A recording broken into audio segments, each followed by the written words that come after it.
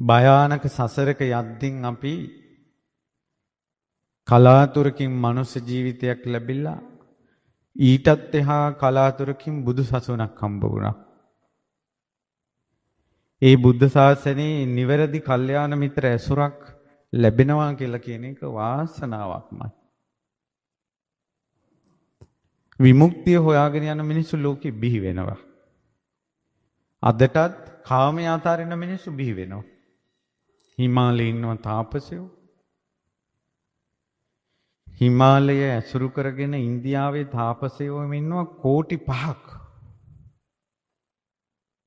ගෙවල් දොරවල් අතෑරලා ඇඟේ අලු තවරාගෙන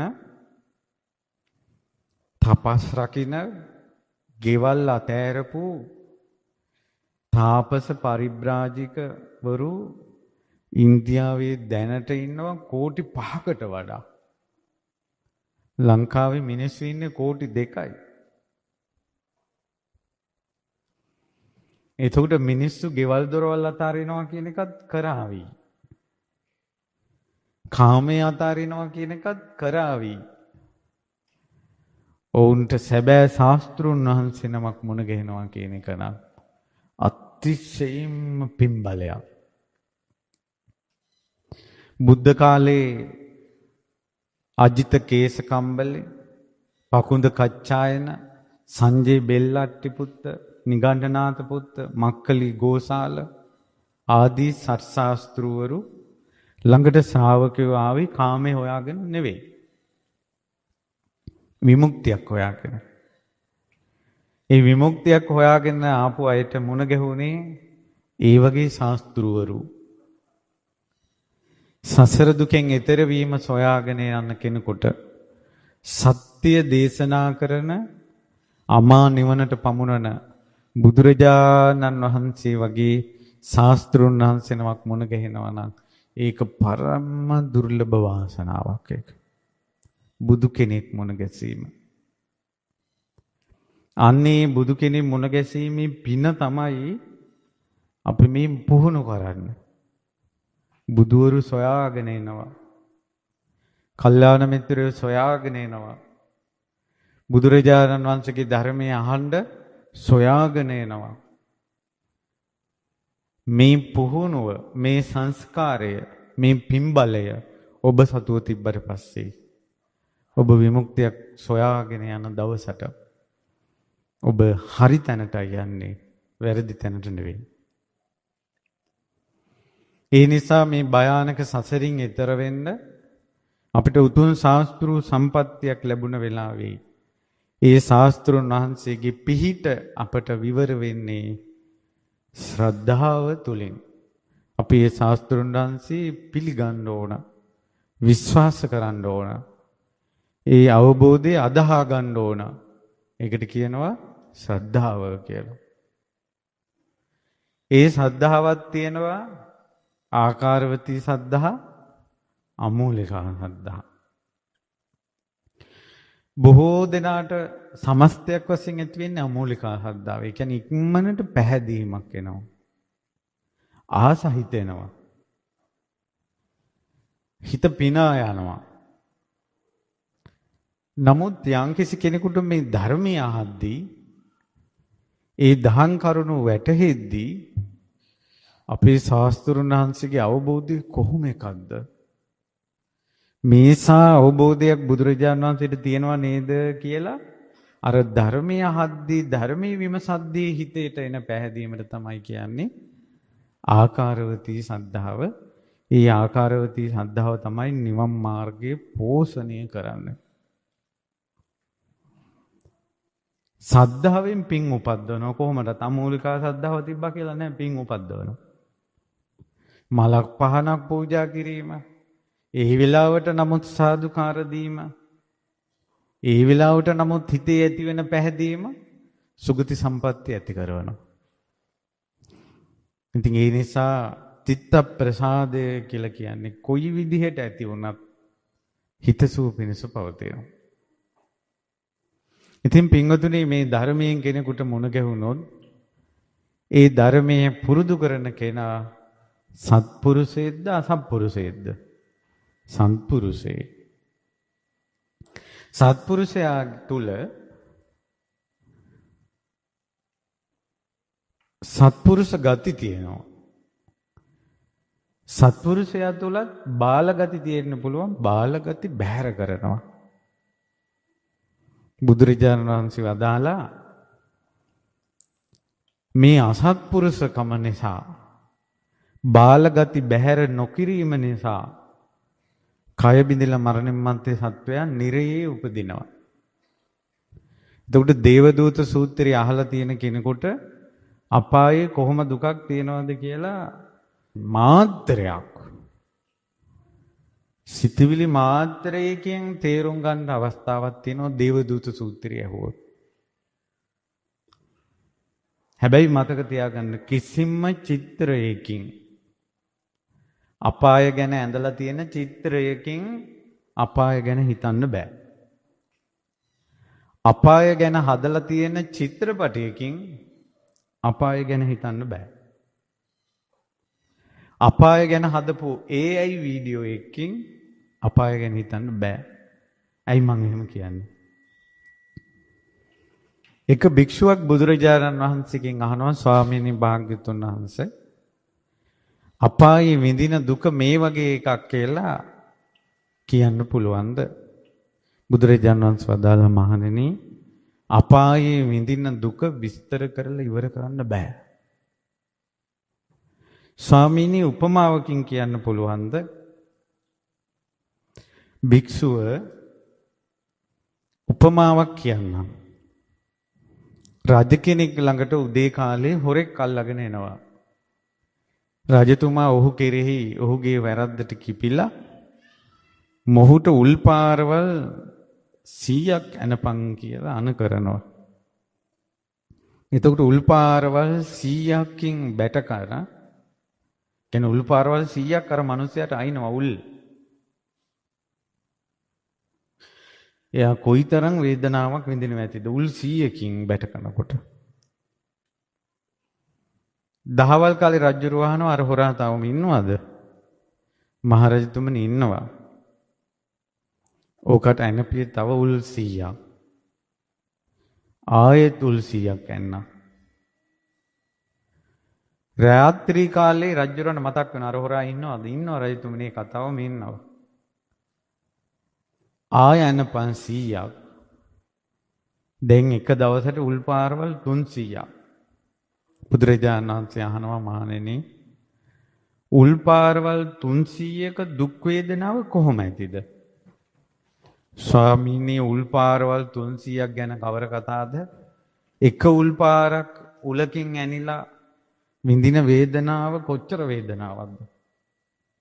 බුදුරජාණන් වහන්සේ මහ පොළොවෙන් ගල් කැටයක් ගත්තා. මේ තනි අතට ගන්න පුළුවන් පුවක් ගෙඩියක් වගේ පොඩි ගල් කැටයක් ගත්තා.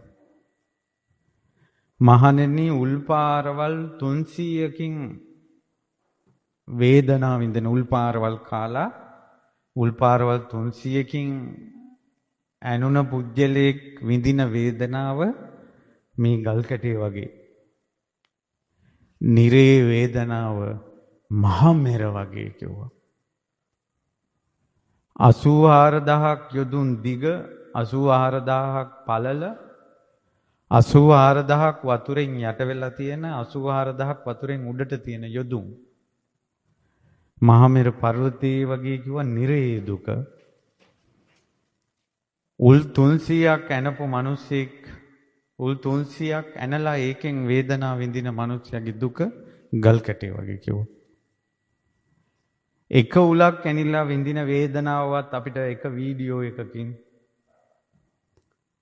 චිත්‍රයකින් AI වීඩියෝ එකකින් ඒ විදිහට වේදනාව කියන එක පෙන්වන්න බෑ. ඒ එකේ මහා මෙරක වේදනාව කොහොම පෙන්වන්නද?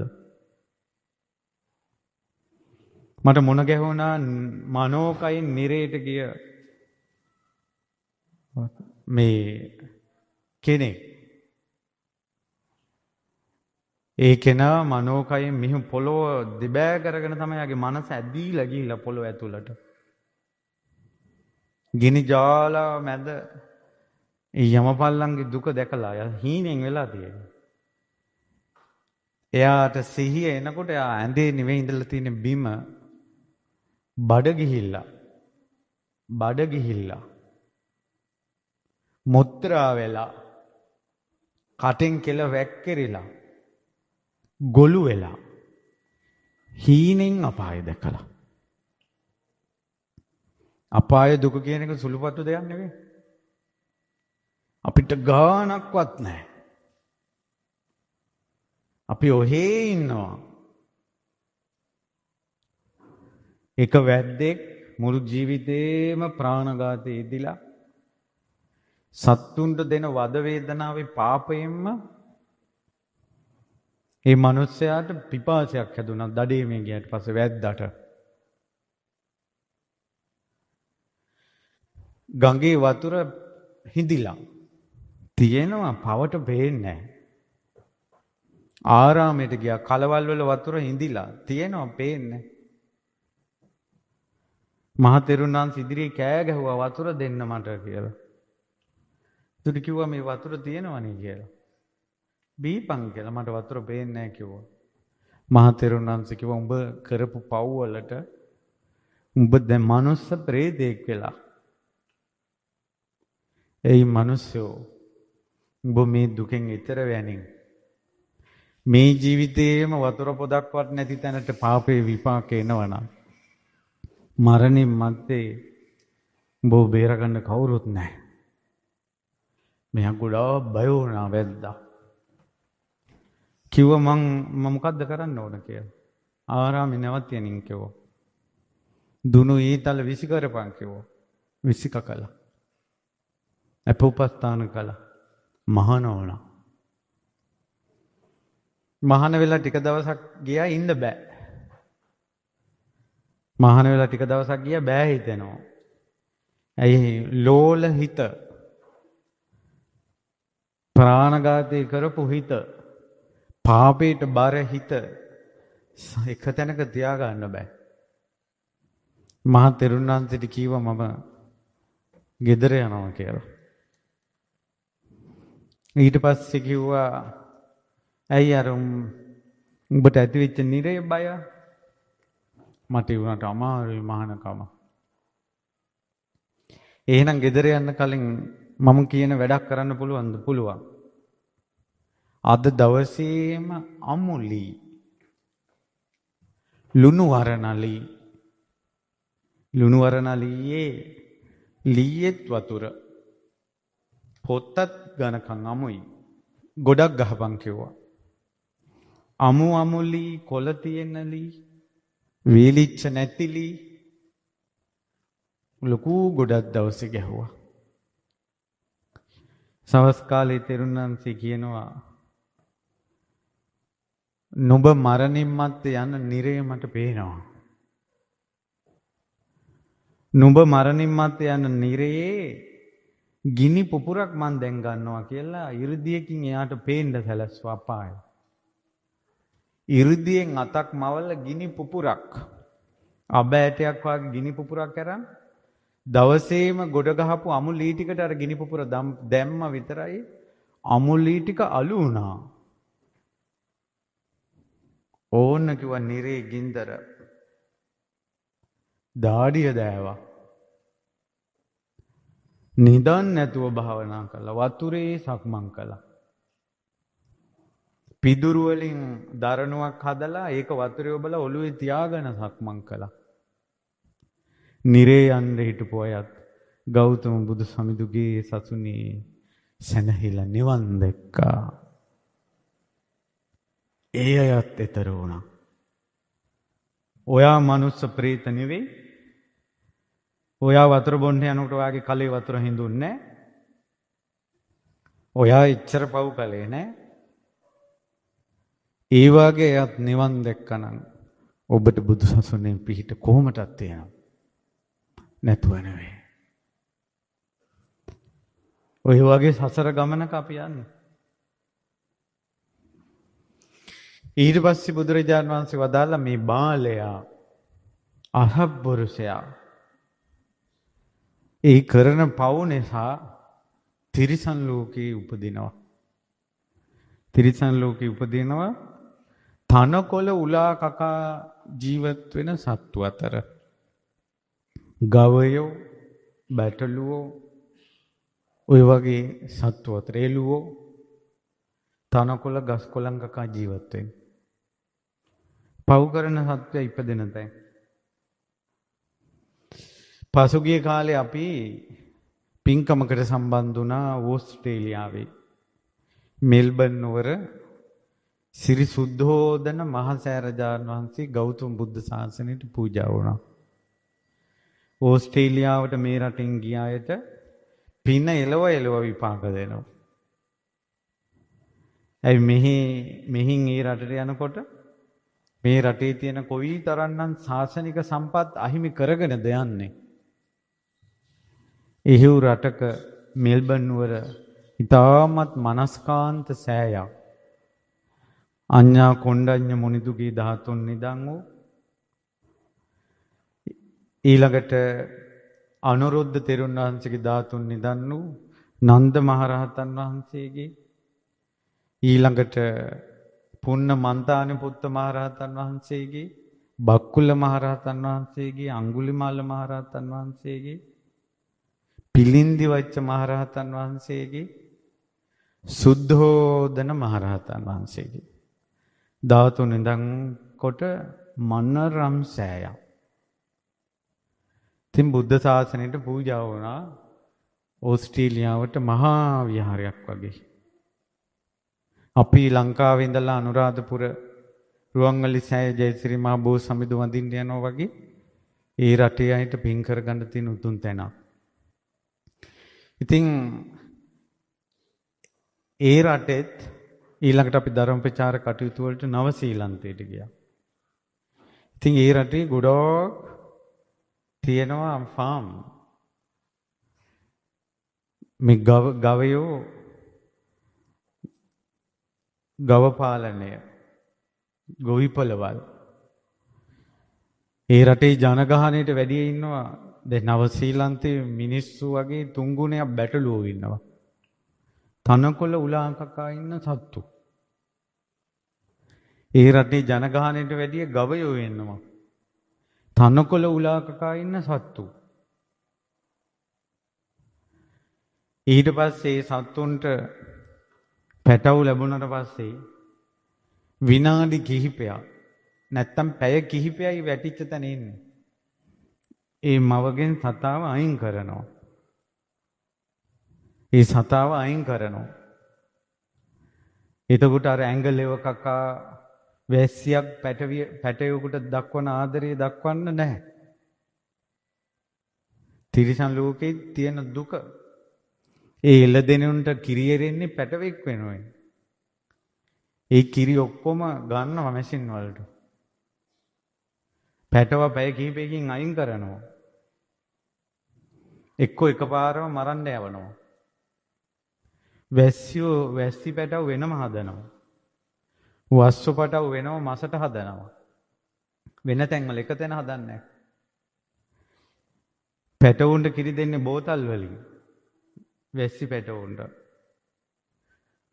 උන් ලොකු මහත් වෙලා පැටව වදන කාලයට ආපුම අර ෆාම් වලටම දානවා. සමහරට අම්මයි දුවයි දෙන්නම එක ෆාම් එකේ ඉන්නව දන්නේ නැහැ. ඊට පස්සේ වස්සෝ මරනවා. කිරි එරෙන කාලේ ඉවර වෙලා ආයෙ පැටව වදන්නේ නැහැ, කිරි එරෙන්නේ නැහැ කියපු ගමන් මසට යවනවා.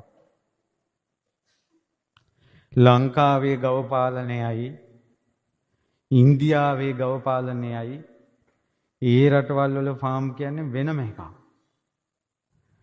අපි කිරි දෙන වැස්සෙට කිරි අම්ම කියනවා. අපේ ගෙවල් වලත් හිටියා ඉස්සර. අපි පොඩි කාලේ. ඊට පස්සේ පැටියෙක් ලැබුණට පස්සේ මේ අම්මා කෙනෙකුට දරුවෙක් ලැබුණා වගේ අපි උපස්ථාන කරනවා වැස්සිට. කොළ නාවලා කොළ තම්බලා බෙහෙත් වතුරෙන් වැස්සි නාවනවා. පැටියට විතරයි කිරි දෙන්නේ. දවස් 7ක් කිරි දෝන්නේ නැහැ මිනිසුන්ට බොන්න. වැඩි කිරි දෝලා කිරි ගහකට වක් කරනවා අපේ පැත්තේ. කිරි දේව්වත් පැටියට කිරි වෙනම ඉතුරු කොල්ලයි කිරි දෝන්නේ. මට ඒක ඇත්ත මොකද්ද සංසිද්ධිය කියලා තේරෙන්නේ නැහැ. අපි ඉස්සර ආසයි ඒ වෙලාවේ කිරි දෝලා බත් වලට දාලා කන්න. පුදුම රහක්.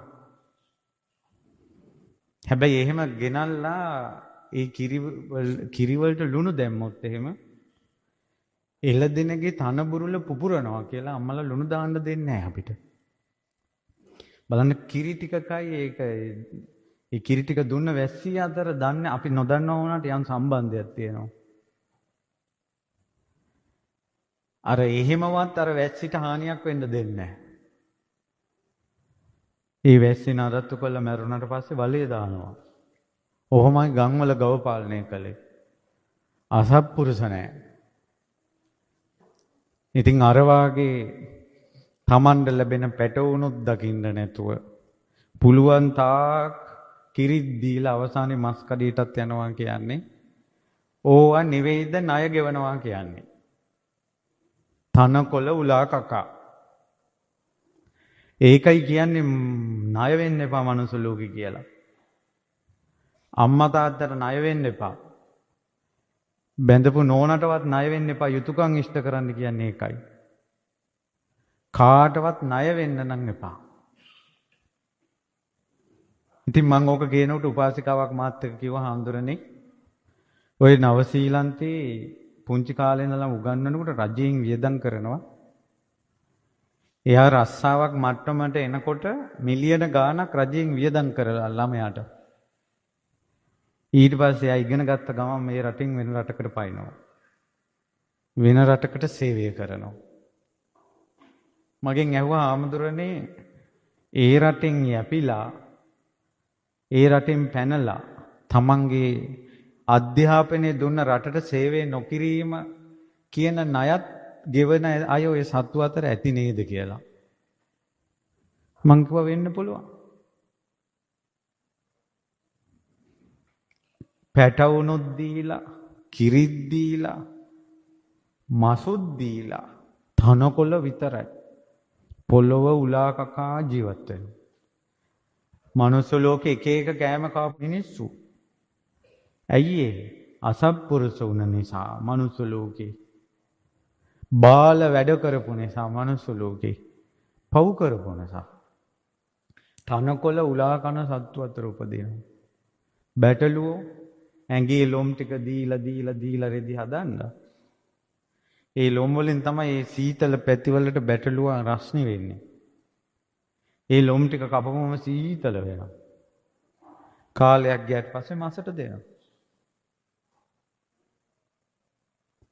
බුදුරජාණන් වහන්සේ වදාලා එහෙම අසූචි කන සත්තු අතර උපදිනවා කිව්වා. මනුස්ස ලෝකේ පංචකාමය වෙනුවෙන් පව් කරලා සැපෙන් ඉන්න තමයි කරන්නේ කිව්වා. මනුස්ස ලෝකේ ජොලියට සතුටට ඉන්න පව් කරනවා. අසූචි කන සත්තු අතර උපදිනවා. බල්ලෝ, හිවල්ලු, කුකුලෝ, ඌරෝ කක්ක කනවා. මනුස්ස ලෝකේ බත් කකා කඩයක් ගටයක් ගානේ හෝටල් වලින් කාලා අවුරුද්දට කැවුම් කිරිබත් කාලා කෙසෙල් කාලා අතිරස කාලා එක එක බීම වර්ග බීලා ජීවත් වෙන මිනිස්සුම මරණින් මත්තේ අසූචි කන සත්තු අතර උපදිනවා. හොඳට කල්පනා කරන්න මම මේ කියන එක ලේසි දෙයක් නෙවෙයි මේ. බුදුරජාණන් වහන්සේ වදාලා වතුරේ ජීවත් ඉපදිලා වතුරේ ජීවත් වෙලා වතුරේම මැරෙන සත්තු අතර උපදිනවා. මම ගියා මුහුද ඇතුලේ බලන්න. ලොකු තියෙනවා හෝල් එකක් ඒක ඇතුළට යන්න ඕන මුහුද ඇතුලේ. ඉතින් ළමෙක් මට පෙන්නනවා මේ සතා පේනවද මට පේන්නේ නැහැ. හොඳට බලන්න ස්වාමීන් වහන්සේ කිව්වා. මේ ජෙලිෆිෂ් දිහා. ලාවට පැන්සලින් රේඛාවක් ඇඳා වගේ තියෙන සතෙක්. 95ක් වතුර 5යි රූපය. ලාවට මෙහෙම ෂොපින් එකක් වගේවත් පේන්නේ නැති තරම්. කොහොමද සෑන් පවුඩර් දාගෙන අනුන්ට පේන්න උජාරුවට අම්මා තාත්තටවත් තකන්නේ නැතුව බැඳපු මිනිස්සයාටත් ගස් අගන එක්කෝ අපි මේ කයෙන් රඟන රැඟුම් වල විපාක බලන්න මේ ශරීරේ උපදිනවා 105යි රූපය 95ක් වතුර පේන්නේ නැහැ මෙහෙම ඒ සතෙක් ඒ මාළුවෝ කක්ක කරන්නෙත් වතුරේ මුත්‍රා කරන්නෙත් වතුරේ සත්තු මැරෙන්නෙත් වතුරේ දහජරාව එකතු වෙන්නෙත් වතුරේ ඒ වතුරම බොනවා ඒ වතුරෙම ජීවත් වෙනවා ඒ වතුරෙම මැරිලා යනවා ඔබට නිදන කාමරේ වෙනයි කෑම කන කාමරේ වෙනයි උයන තැන වෙනයි වැසිකිලි කැසිකිලි කරන තැන වෙනයි ආලින්දේ වෙනයි මිදුල වෙනයි කොරිඩෝ වෙනයි අර වතුරේ උපන් සත්වයා ඕකෙමයි කක්ක කරන්නේ ඒ වතුරමයි බොන්නේ ඒ වතුරෙමයි පීනන්නේ කොහොමද මැරිලා ඉපදෙන තැන් කොහොමද මැරිලා ඉපදෙන තැන් බුදුරජාණන් වහන්සේ වදාලා මහණෙනි අඳුරෙම ඉපදිලා අඳුරෙම ජීවත් වෙලා අඳුරෙම මැරිලා යන සත්තු ඉන්නවා අපි මෙහෙම පොළොවේ හිටියට මේ පොළොවේ ඇතුලේ තව ලෝක තියෙනවා දැන් අපේ පැත්තේ කඳු අපි කඳු කරේනේ එතකොට අපේ කඳු කරේ ගෙයක් හදන්න උනාම අපි සාමාන්‍යයෙන් ගෙපල් කපනවා ඒ ලොකු කන්දේ මෙහෙම කන්ද ඇතුළට කපනවා අපිට හම්බ වෙනවා අර ගෙපල් කපනකොට පොළොව ඇස්සේ කුහර අපි ඒකට කියනවා වේපස් ගෙවල් කියලා කියනවා ඒක ඇස්සේ සත්තු ඉන්නවා ලොකු ගෙම්බෝ ඉන්නවා පොළොවේ මට්ටමින් අඩි 10 15 20 යට කුහර ඇස්සේ ගෙම්බෝ ඉන්නවා ඇස් තියෙනවා රූප නැහැ අඳුරුයි කන් තියෙනවා මිහිරි ගීත නැහැ ගෝසායි දිවක් තියෙනවා කණ්ඩ ජීවෙන්නේ නැහැ පස් කන්නේ බලන්න මෙරිලා ඉපදෙන ජීවිත ඔය නවසීලන්තේ තියෙනවා වයිටොමෝ ග්ලෝවෝම් කේව් කියලා එකක් අපි මේ මීටියට මේ පොළොව හස්සේ තියෙනවා ගංගා පොළොවේ ඇතුලෙන් ගංගාවල් ගලන තැන් තියෙනවා සමහර දැන් ඒක මතු පිටට විවෘත වෙලා ගංගාව හිඳිලා ගුහාව පොළොව ඇතුලට යනවා ඒ රටේ මිනිස්සු නම් කියන්නේ දූපත මොහොතේ කලින් යට වෙලා ඉඳලා උඩට මතු වුණා කියලා එතකොට මේ මොහොත ඇතුලේ තිබ්බ කුහර තමයි අර පොළොව ඇස්සේ තියෙන්නේ කියලා. ඒක ඇතුලට යනකොට අන්ධකාරේ මේ ගුහාවේ උඩ තනිකර රැට අහසට ගියාට පස්සේ තරු තියෙන්නේ එක යායට ඒ වගේ එලි තියෙනවා. චූටි බලනකොට පණුවෝ. ඒ පණුවන්ට කියන්නේ ග්ලෝවෝම් කියලා. සෙවලක් වගේ එකකින් එහෙ මෙහෙ සැරිසරන එකම තැනට ගලට ඇරුණ අවුරුදු 100 ගාණක් ආයුෂ තියෙන පණුවෝ ඉන්නවා එක තැන. අන්ධකාරය. ඔබ මේ රට වටේ ඇවිදිනවා අවුරුදු වලට නෑදෑ ගෙවල් වල යනවා වෙසක් එකට වෙසක් බලන්න යනවා සල්ලි තියෙන අය රටවල් වල සවාරි වලට යනවා සමහර ආත්ම භාව ඉපදෙනවා එක තැනට ඇලිලා අවුරුදු 100ක් එල්ලෙන්න බෑ. ඒ ගුහාවේ තනින් තන තියෙනවා බෙල්ලෝ ගලට ඇලිලා. සිප්පි බෙල්ලන් ගලේ ඇලිලා තියෙනවා අවුරුදු 100 ගණන්. සමහරට ඇතුලේ ප්‍රාණියා ඉන්නවා ඇති. කොහොමද ඉපදෙන තැන්? ඒව දිහා බලපුම අපි හිතෙනවා අපි එක එකිනෙකාට නීති දානවා. ඔයා ඔහොම ඉන්න. ඔයා මේක කරන්න එපා. ඔයා මං කියන විදිහට කරන්න ඕන. කියා අපි දැන් මෙහි නීති දානවා. මැරිලා ඉපදෙනවා ඇලිලා කොහෙටවත් යන්න බෑ. අම්මා කියලා කෙනෙක් නැහැ, තාත්තා කියලා කෙනෙක් නැහැ, නෑදෑයෙක් නැහැ, ගමන් බිමන් නැහැ. අර සෙවිලවලට ඇලෙන සත්තු තමයි යට ආහාරය වෙන්නේ. නාත්ම භාව. අන්ධකාර ජීවත් වෙන. මැරිලා ගිහලා ඉපදෙන තැන් බුදුරජාණන් වහන්සේ වදාලා අසූචි වල ඉපදිලා අසූචි වල ජීවත් වෙලා අසූචි වලම මැරිලා යන සත්තු වෙලා ඉපදෙනවා. මේ බාලයා. බාලයා කියන්නේ ජීවිතයේ ධර්මයේ තුලින් වෙනස් කරගත්තේ නැති කෙනා. දම් සුවඳින් සැනසුන් නැති කෙනා. බුදු සුවඳ නොදැනුණ කෙනා. පරණ පාරෙම යන කෙනා. පාර වෙනස් කරන්නේ නැති කෙනා. පව් වැඩම කරන කෙනා. මහණෙනි කවුද ඒ සත්තු? අසූචි වල ඉපදිලා අසූචි වලම ජීවත් වෙලා අසූචි වලම මැරිලා යන්නේ කවුද? අසූචි ගොඩේ කක්ක ගොඩේම ඉපදිලා කක්ක ගොඩේම පණුව හැදිලා කක්ක ගොඩ වෙයිලා යනකොට එහෙම වෙයිලා යනවා. සෝහන් වල මිනි වලම පණුව හැදිලා මිනියම කාලා ඒ කුණු මිනියම පස් වෙලා යනවා.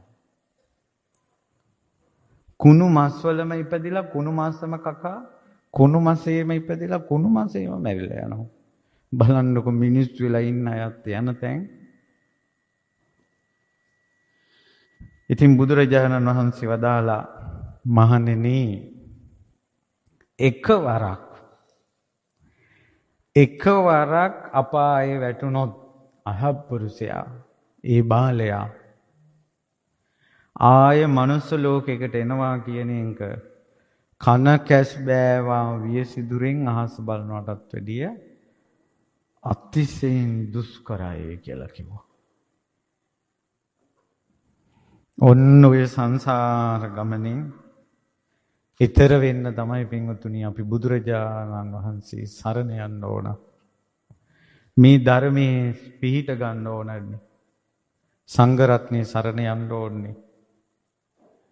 අවුරුදු උත්සව පිට වුණත් පහු කරගෙන බුදුබණ පදයක් සොයාගෙන එන්න ඕනේ. එවැනි වූ සංසාරේ බුදුරජාණන් වහන්සේ වදාලා ඔය විදියට නිරේ දුක් විඳලා ඔය විදියට තිරිසන් ලෝකේ දුක් විඳලා ඒ බාලයා සංසාරේ වෙන පිනකට හරි මනුස්ස ලෝකයකට ආවොත් ඉපදෙන්නෙම නැති බැරි කමත් එක්කම කිව්වා.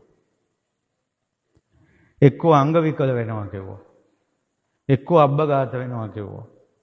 එක්කෝ මන්ද බුද්ධික වෙනවා කිව්වා.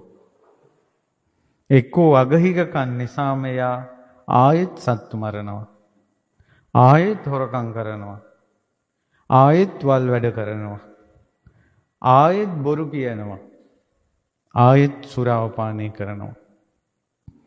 ආයෙත් අර හතර අපායට වැටෙනවා. එතකොට ඔයාලම බලන්න කල්පනා කරලා බලන්න මේ යන දුක්ඛිත සංසාරයෙන් එතර වෙන්න කොච්චර අමාරුද කියලා.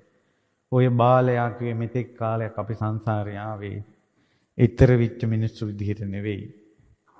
ඔය කිව්වේ අපේ ගමනයි. අපිම හිටිය ආත්ම භාව ගණනක් තනකොළ උලා කන සත්තු අතර. අපිම හිටිය ආත්ම භාව ගණනක් අසූචි කන සත්තු අතර.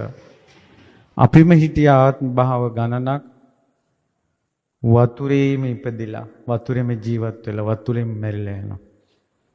අපිම හිටිය ආත්ම භාව ගණනක් මේ පොළොවේ පස්සස්සේ අවුරුදු 100 ගණන් ඉන්න ඇති පොළොවේ පස්සස්සේ කුහරයක.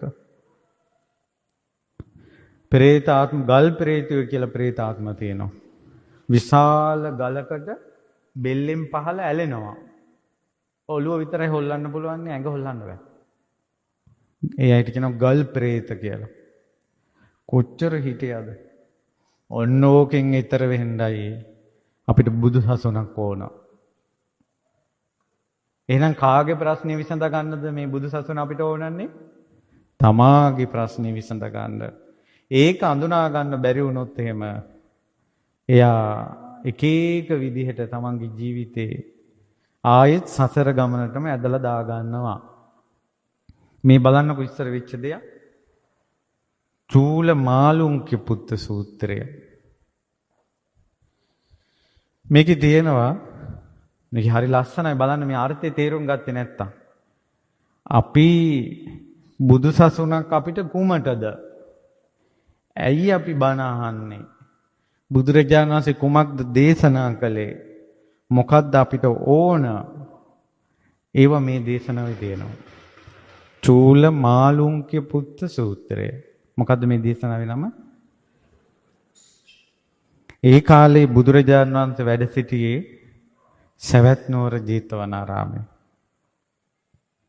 මාළුන්ගේ පුත්ත කියන ස්වාමීන් වහන්සේ විවේකයෙන් කල්පනා කර කර ඉන්නකොට ඒ හාමුදුරන් වහන්සේට මෙහෙම හිතුණා. බුදුරජාණන් වහන්සේ උත්තර දීපු නැති ප්‍රශ්න 10ක් තියෙනවා. මොකද්ද? සස්සතෝ ලෝකෝතිවා ලෝකේ සදාකාලිකයිද කියන ප්‍රශ්නෙට බුදුරජාණන් වහන්සේ තනි උත්තරයක් දුන්නේ නැහැ. අසස්සතෝ ලෝකෝතිවා ලෝකේ සදාකාලික නැද්ද? අන්තවා ලෝකෝතිවා ලෝකේට කෙලවරක් තියනවද? අනන්තවා ලෝකෝතිවා ලෝකේට කෙලවරක් නැද්ද? තන් ජීවන් තන් ශරීරන්තිවා ජීවයත් ශරීරයත් දෙකම එකක්ද? අඤ්ඤං ජීවං අඤ්ඤං ශරීරං ශරීරේ වෙනම එකක් ජීවේ වෙනම එකක්ද? හෝති තථාගතෝ පරම් මරණාතිවා රහතන් වහන්සේ මරණින් මත්තේ ඉන්නවාද? න හෝති තථාගතෝ පරම් මරණාතිවා රහතන් වහන්සේ මරණින් මත්තේ නැද්ද? හෝතිච නච හෝති තථාගතෝ පරම් මරණාතිවා රහතන් වහන්සේ වැඩ ඉන්නටත් පුළුවන් නොසිටින්නටත් පුළුවන්ද? නහෝති තථාගතෝ පරම් මරණාතිවා රහතන් වහන්සේ වැඩ සිටින්නෙත් නැද්ද නොසිටින්නෙත් නැද්ද කියන ඒ කාලේ තිබ්බ මහා වාද. අද ඉස්සර තිබ්බේ අන්තරාභවය ගැන වාද විවාද. අන්තරාභවය ගැන මහා වාද විවාද. පැය ගණන් ටීවී වල ඉස්සර ලොකු සන්නාන්සේ ධර්මයේ දේශනා කරන්න අරන් අවුරුද්දයි දෙකයි ඒ වාද විවාද එහෙම නැති වෙලා ගියා. ඒ වගේ මේ මිනිස්සු අතර තිබ්බ මහා ප්‍රශ්න එකතු වෙලා සාකච්ඡා කරන දෘෂ්ටි. ඉතින් මේව ගැන බුදුරජාණන් වහන්සේ කතා කළේ නැහැ. ඉතින් මේ මාළුන්ගේ පුත් හාමුදුරන් හිතුණා ඇත්තටම බුදුරජාණන් වහන්සේ මේවට උත්තරයක් දෙන්න ඕනේ එක්කෝ. එක්කෝ මේක දන්නවා නම් දන්නවා කියන්න ඕන. දන්නේ නැත්නම් නැහැ කියන්න ඕන. කෙලින්ම දන්නේ නැහැ කිව්වනම් ඒත දේව උජුකම් ඕත. ඒකනේ ඍජුකම කියන්නේ මිනිස්සෙක්ගේ දන්නේ නැහැ කියලා කෙලින් කියන්න එපැයි. මං දැන් යනවා. භාග්‍යතුන් වහන්සේගෙන් අහනවා. ඔබ වහන්සේ මේවට උත්තර දෙන්න ඕන. දන්නවා නම් දන්නවා කියන්නේ නැත්නම් නැහැ කියන්න. දන්නේ නැත්නම් කෙලින්ම නැහැ කියලා කිව්වනම් අවුල ඉවරයිනේ. හැබැයි මට අද උත්තරයක් හම්බුනේ නැත්නම් මේ මාළුන්ගේ පුත හෙට උදේ වෙනකල් ඉන්නේ සිවුරු ඇරලා යනවා. දැන් මෙයා ලොක්කා වගේ තනියෙන් හිතනවා. මාළුන්ගේ පුත බුදුරජාණන් වහන්සේ සමීපයට ගියා. ගිහිල්ලා බුදුරජාණන් වහන්සේ දැන් ඇත්තටම අවුල් වෙලා තියෙන්නේ බුදුරජාණන් වහන්සේටද මාළුන්ගේ පුත්තටද? මෙයාටයි අවුල. බුදුරජාණන් වහන්සේගෙන් අහන ස්වාමීනි භාග්‍යතුන් වහන්සේ මං විවේකයෙන් ඉන්නකොට මට ඇති වුණා ප්‍රශ්නයක් මේ ලෝකේ සදාකාලිකද නැද්ද? කෙලවරක් තියනවද ලෝකෙට නැද්ද? රහතන් වහන්සේ මරණින් මත්තේ ඉන්නවද නැද්ද?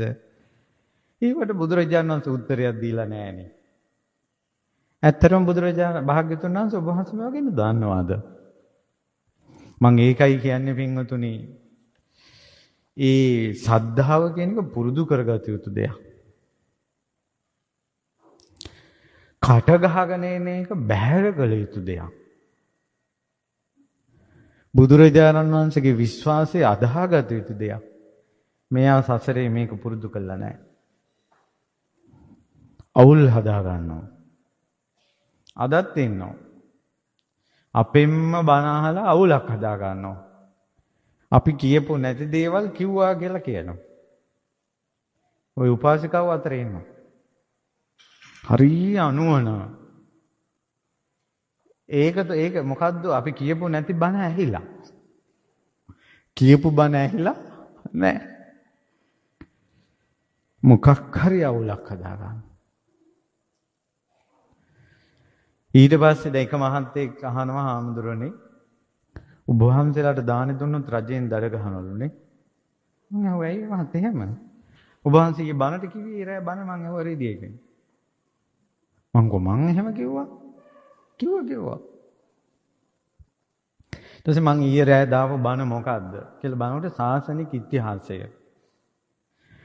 මහසෙන් රජුරන් කාලේ මහා විහාරය හිටපු භික්ෂූන් මහා විහාරයෙන් පළව හැරලා රුවන්වැලිසෑය මහා විහාරේ මහසෙන් රජුරන් කාලේ දානයක් දුන්නොත් කහවණු 100ක දඩයක් ගහනවා ඒ කාලේ. ඔන්න ඕක අර මහත්තයට ඇහිලා තියෙන්නේ අර විදිහට. එක අම්ම කෙනෙක් බණක් අහලා එකපාරම මේ ටීවී එක පොලේ ගන්න ගිහිල්ලා. ඉතින් අර අය ඇයි කියලා. සද්දා සිලහඳුර මැරෙනවලු ඊළඟ පොයේට. මෙහෙටත් කෝල් එකක් ආවා. ඊට පස්සේ මම බැලුවා මං කිව්ව බණ මොකද්ද කියලා. ආයෙ මම බැලුවා දැන් මේක YouTube එකේ තියෙනවනේ. මං කියනවා මහ පින්වතුනි ඊළඟ මාසේ වෙනකොට ඔයාලා ඉඳීද මං ඉඳීද කියලා කවුද දන්නේ? මේ උපාසක අම්මලා නම් මුන්දලට බණ කොහොම ඇහෙනවද මන්දා? අපේ සද්දා සීලහාමුදුරුවෝ ඊළඟ පොයට නැත්තම් මං ජීවත් වෙලා මොකටද කියලා අර ටීවී එක පොලේ ගහන්න හදලා. අන්න ආකාරවතී සද්ධාද අමෝලිකා සද්ධාද. ඒක තමයි මොකද කරන්නේ ඉතින්. බුදු කෙනෙක් ළඟ ඉඳලත් මේ බලන්නකො මේ හාමුදුරන්ට ඇති වෙච්ච ප්‍රශ්න. මෙයා කියනවා භාග්‍යතුන් වහන්සේ ඔබ වහන්සේ දන්නවා නම් දන්නවා කියන්නේ. නැත්තම් අවංකවම හැංගි වරන්නේ නැතුව කෙලින් කියන්නකො මම දන්නේ නැහැ කියලා. බලන්න බුදු කෙනෙක් ළඟට උනත් ගිහිලා කතා කරන විදිය සසරි ගෞරවය පුරුදු කළා නැහැ. හැබැයි භාග්‍යතුන් වහන්සේ මම තීරණයක් ගත්තා.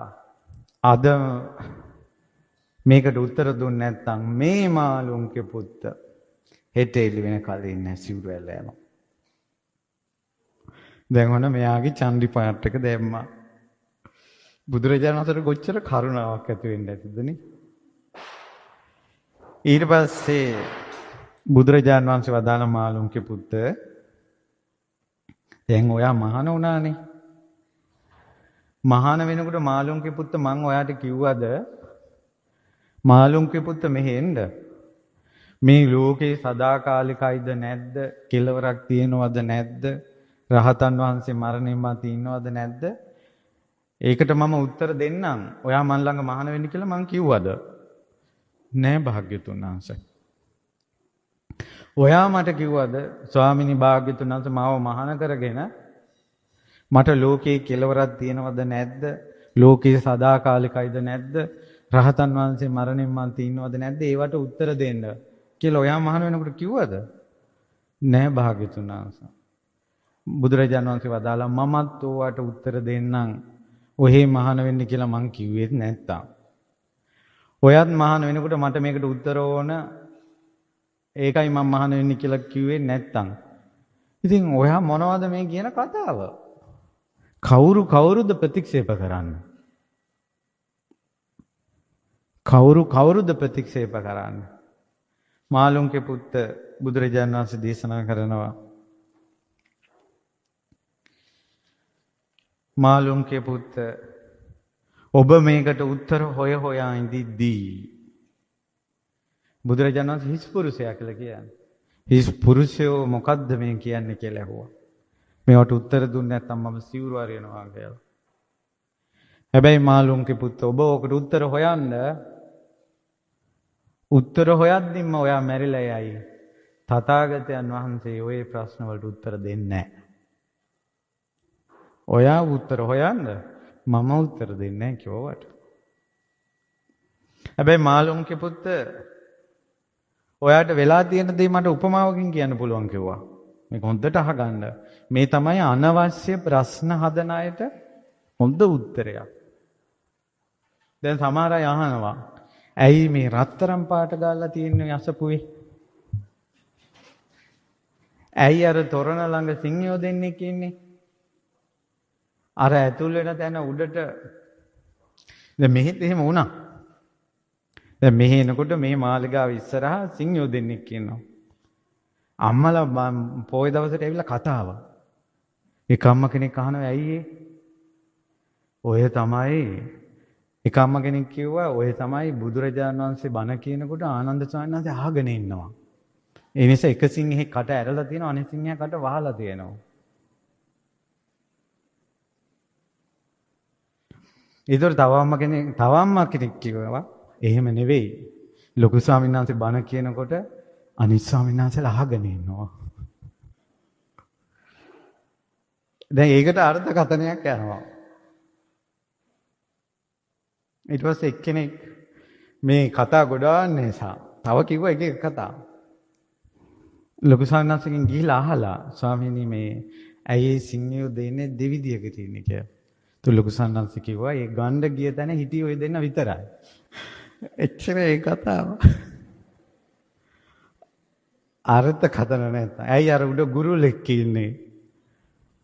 ඒ මිනිස්සුන්ට අනවශ්‍ය දේවල්. සමහර අයට ඇයි අර පිළිම මේ විදිහට තියෙන්නේ? දැන් බනහන් දෙන්නේ ඇවිල්ලා වෙන දේවල් කතාව. දැක්කද? දැන් මේ මාළුන්ගේ බුද්ධ පරම්පරාව. එතකොට කිව්වද මහා මෙවුනාවට ඔබ පැමිණෙන්න අපි මේ හැම එකම ඔබට විස්තර කරලා දෙන්නම්. අපි එහෙම කිව්වද? ඉතින් එහෙම මොකුත් නැහැ. තමන්ම හිතෙන් හදාගන්න ප්‍රශ්න. බුදුරජාණන් වහන්සේ වදාලා මාළුන්ගේ පුත්ත ඔබට මේ ඇන්තිවිච්ච ප්‍රශ්නේ උපමාවකින් කියන්න. ඔන්න මිනිස්සෙකුට විස ඊතලයක් වැදෙනවා. ඒ විස ඊතලේ වැදුනට පස්සේ ඥාතෙන් හිත මිත්‍රාදීන් මේ ලෙඩා උස්සගෙන යනවා. දැන් ඊතලේ පපුවට වැදිලා. ඊට පස්සේ දක්ෂ වෛද්‍යවරයෙක් ඊතලේ ගලවන්න හදනකොට අර ලෙඩා කියනවා ගලවන්න එපා. ගලවන්න එපා. න තාවහං ඉමං සල්ලං ආහරිසාමි. මම මේක ගලවන්න දෙන්නේ නැහැ. යාව නතම් පුරිසං ජානාමි. යේනෙම් විද්දෝ කත්ත්‍යෝවා බ්‍රාහ්මනෝවා විස්සෝවා සුද්ධෝවා. මට විද්ද එක රජ කුලයකෙද්ද බමුණු කුලයකෙද්ද එහෙම නැත්නම් වෙළඳ කුලයකෙද්ද සුද්‍රේද්ද කියලා එයාගේ කුලේ දැනගන්නකල් මම මේක ගලවන්න දෙන්නේ නැහැ. ඒ වගේම මම මේක ගලවන්න දෙන්නේ නැහැ. ඒ පුරුෂයා උස කෙනෙක්ද මිටි කෙනෙක්ද මහත කෙනෙක්ද ඒක දැනගන්නකල් මම මේ උල ගලවන්න දෙන්නේ නැහැ. එයාගේ නම මොකද්ද? නම දැනගන්නකල් වංශය දැනගන්නකල් මං ගලවන්න දෙන්නේ නැහැ ඊතලේ. ඊට පස්සේ මම එයා කොයි ජනපදේ කොයි ගමේ කෙනෙක්ද කොයි වගේ ඊතලයකින්ද විද්දේ. ඒ දුන්න පරණ එකක්ද අලුත් එකක්ද? ඒව දැනගන්නකල් මම මේක ගලවන්න දෙන්නේ නැහැ කියලා දැන් අර ඊතලේ වැදිච්ච මිනිස්සයා කියනවා. බුදුරජාණන් වහන්සේ වදාළ මාළුන්ගේ පුත්ත එයාට සිද්ධ වෙන්නේ පිළිතුරු නොලබාම මොකද වෙන්නේ? මැරලා යන්න වෙනවා. ඊතලෙන් පහර කාපු මිනිස්සයා වං හොය ඉන්න තුන් ඕක ගලවා ගන්න එක නේද ඉක්මනට කරගන්න ඕන. මොකා විද්දත් මොකද? බුදුරජාණන් වහන්සේ වදාලා අන්න ඒ වගේමයි. මේ ලෝකේ සාස්වතද නැද්ද කෙලවරක් තියනවද නැද්ද? කිකිය උත්තර ඔයා හොයා ඉද්දින් ඔයා මැරිලා යයි. බුදුරජාණන් වහන්සේ උත්තර දෙන්නේ. බුදුරජාණන් වහන්සේ වදාලා ලෝකේ සාස්වතයි කියන ලෝකේට ලෝකේ සදාකාලිකයි කියන දෘෂ්ටියක් කෙනෙකුගේ තියෙනවා කියන්නකෝ. එහෙම තිබ්බා කියලා. ඒ හේතුවෙන් නිවන් මාර්ගයේ උපදිනවද කියලා ඇහුවා. අපි කියමු අපි දැනගත්ත ලෝකේ සදාකාලිකයි. ඒක දැනගත්තා කියලා අපිට නිවන් මාර්ගයක් උපදිනවද? නැහැ. ලෝකේ සදාකාලික නැහැ කියලා දැනගන්නවා. නිවන් මාර්ගයේ උපදිනවද? උපදින්නේ නැහැ. ලෝකේට කෙලවර. ලෝකේ කියලා කියන්නේ මෙයා මේ පෘථුවිය සහිත ලෝකේ ගැන කියන්නේ. මේකේ කෙලවරක් තියනවද නැද්ද කියලා හොයාගත්තා කියලා නිවන් මාර්ගයක් උපදින්නේ නැහැ. මේ දෘෂ්ටි තියෙනකොට නිවන් මාර්ගයක් උපදිනවා නම් පේන්නේ නැහැ. හැබැයි පේනවා ජාති ඉපදීම, ජරා මරණ ව්‍යාධි ශෝක පරිදේව දුක්ඛ දෝමන සුපායාස තියෙනවා. මේ දෘෂ්ටි හිත හිතා ඉන්න අතරේම යා වයසට යනවා. මේව හිත හිතා ඉන්න අතරේම ලෙඩ වෙනවා. ප්‍රියංගෙන් වෙන් වෙනවා. ආඬනවා, වැළපෙනවා. මැරිලා යනවා. දැන් මේ කියන්නේ අපි උත්තර හොයන්න ඕනේවත් තියෙනවා. උත්තර හොයන්න ඕනේ නැති දේවලුත් තියෙනවා. බුදුරජාණන් වහන්සේ උනත් හැම දෙයකටම උත්තර දීලා නෑ. මේ අභ්‍යාකත විස්තර නොකරපු ප්‍රශ්න 10ක් තියෙනවා බුදුවරු. හේතුව එක දෘෂ්ටියෙන් දෘෂ්ටියට යනවා. ඒව තමයි මේ ලෝකේ මිනිස්සු හිර කරපු දේවල් දෘෂ්ටිවාදීන්. ඉතින් ඕක බුදුරජාණන් වහන්සේ ඊළඟට දේශනා කරනවා මාළුන්ගේ පුත්ත අභ්‍යාකත මේතං මාළුන්ගේ පුත්ත අභ්‍යාකතතෝ ධාරේත. ඒ නිසා මාළුන්ගේ පුත්ත දේශනා නොකරපු දේ දේශනා නොකරපු විදිහටම දැනගන්න. ඒ තමයි බුදුරජාණන් වහන්සේ ලෝකේ සාස්වතයිද අසාස්වතයිද අන්තවත්ද අනන්තවත්ද ඕව බුදුරජාණන් වහන්සේ දේශනා කළා නැහැ. දේශනා කරපු දේ විදිහට දැනගන්න. මාළුන්ගේ පුත්ත කුමක්ද? කිංච මාළුන්ගේ පුත්ත මයා භ්‍යාකතං. මොනවද මාළුන්ගේ පුත්ත බුදුරජාණන් වහන්සේ දේශනා කරපු දේ? ඉදන් දුක්ඛන්ති මාළුන්ගේ පුත්ත මයා භ්‍යාකතං. මේ තමයි දුක කියලා බුදුරු දේශනා කළා. අයං දුක්ඛ සමුදයෝති මයා මාළුන්ගේ පුත්ත භ්‍යාකතං. මේ තමයි දුක හට ගැනීම කියලා බුදුරජාණන් වහන්සේ දේශනා කළා. අයං දුක්ඛ නිරෝධෝති මයා භ්‍යාකතං. මා විසින් මේ දුක්ඛ නිරෝධයයි කියලා දේශනා කළා. අයං දුක්ඛ නිරෝධ ගාමිනී පටිපදාති මයා භ්‍යාකතං. මේ දුක්ඛ නිරෝධ ගාමිනී පටිපදාවයි කියලා නිවන් මාර්ගය විස්තර කළා. ඒ නිසා ඒක විස්තර කළේ ඇයි? මාළුන්ගේ පුත්ත චතුරාරි සත්‍ය. ඒතං හි මාළුන්ගේ පුත්ත අත්ථ සංහිතං. අර්ථවත් චතුරාර්ය සත්‍ය කියන එක. ඒතං ආදි බ්‍රහ්මචර්යකං. ඒක නිවනට මුල් වෙනවා චතුරාර්ය සත්‍ය. ඒතං නිබ්බිදාය විරාගාය නිරෝධාය උපසමාය අභිඥාය සම්බෝධාය නිබ්බානාය සංවත්තති. අවබෝධයෙන් කලකිරීම පිණිස, නොඇලීම පිණිස, නිදහස් වීම පිණිස, සංසිඳීම පිණිස, චතුරාර්ය සත්‍ය අවබෝධ වීම පිණිස, නිවන පිණිස හේතු වෙන්නේ චතුරාර්ය සත්‍ය ගැන ඉගෙන ගැනීම. ඒ නිසයි දේශනා කළේ. ඒ නිසා මාළුන්ගේ පුත්ත මම දේශනා කරපු ධර්මයේ මෙයයි, දේශනා නොකරපු ධර්මයේ මෙයයි කියලා තේරුම් ගන්න කියලා කිව්වා. හිස පාත් කරගෙන එහෙමයි ස්වාමීනි කියලා මාළුන්ගේ පුත්ත හාමුදුරුවෝ වෙඩියා.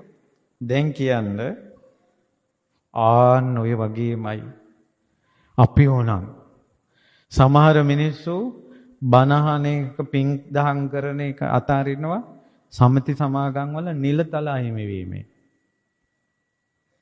සසර දුකෙන් ඈතර වෙන්නයි බුදුසසුන තියෙන්නේ. සභාපතිකම ලේකම්කම අයින් කළා කියලා පන්සල පැත්තේ යන්නේ.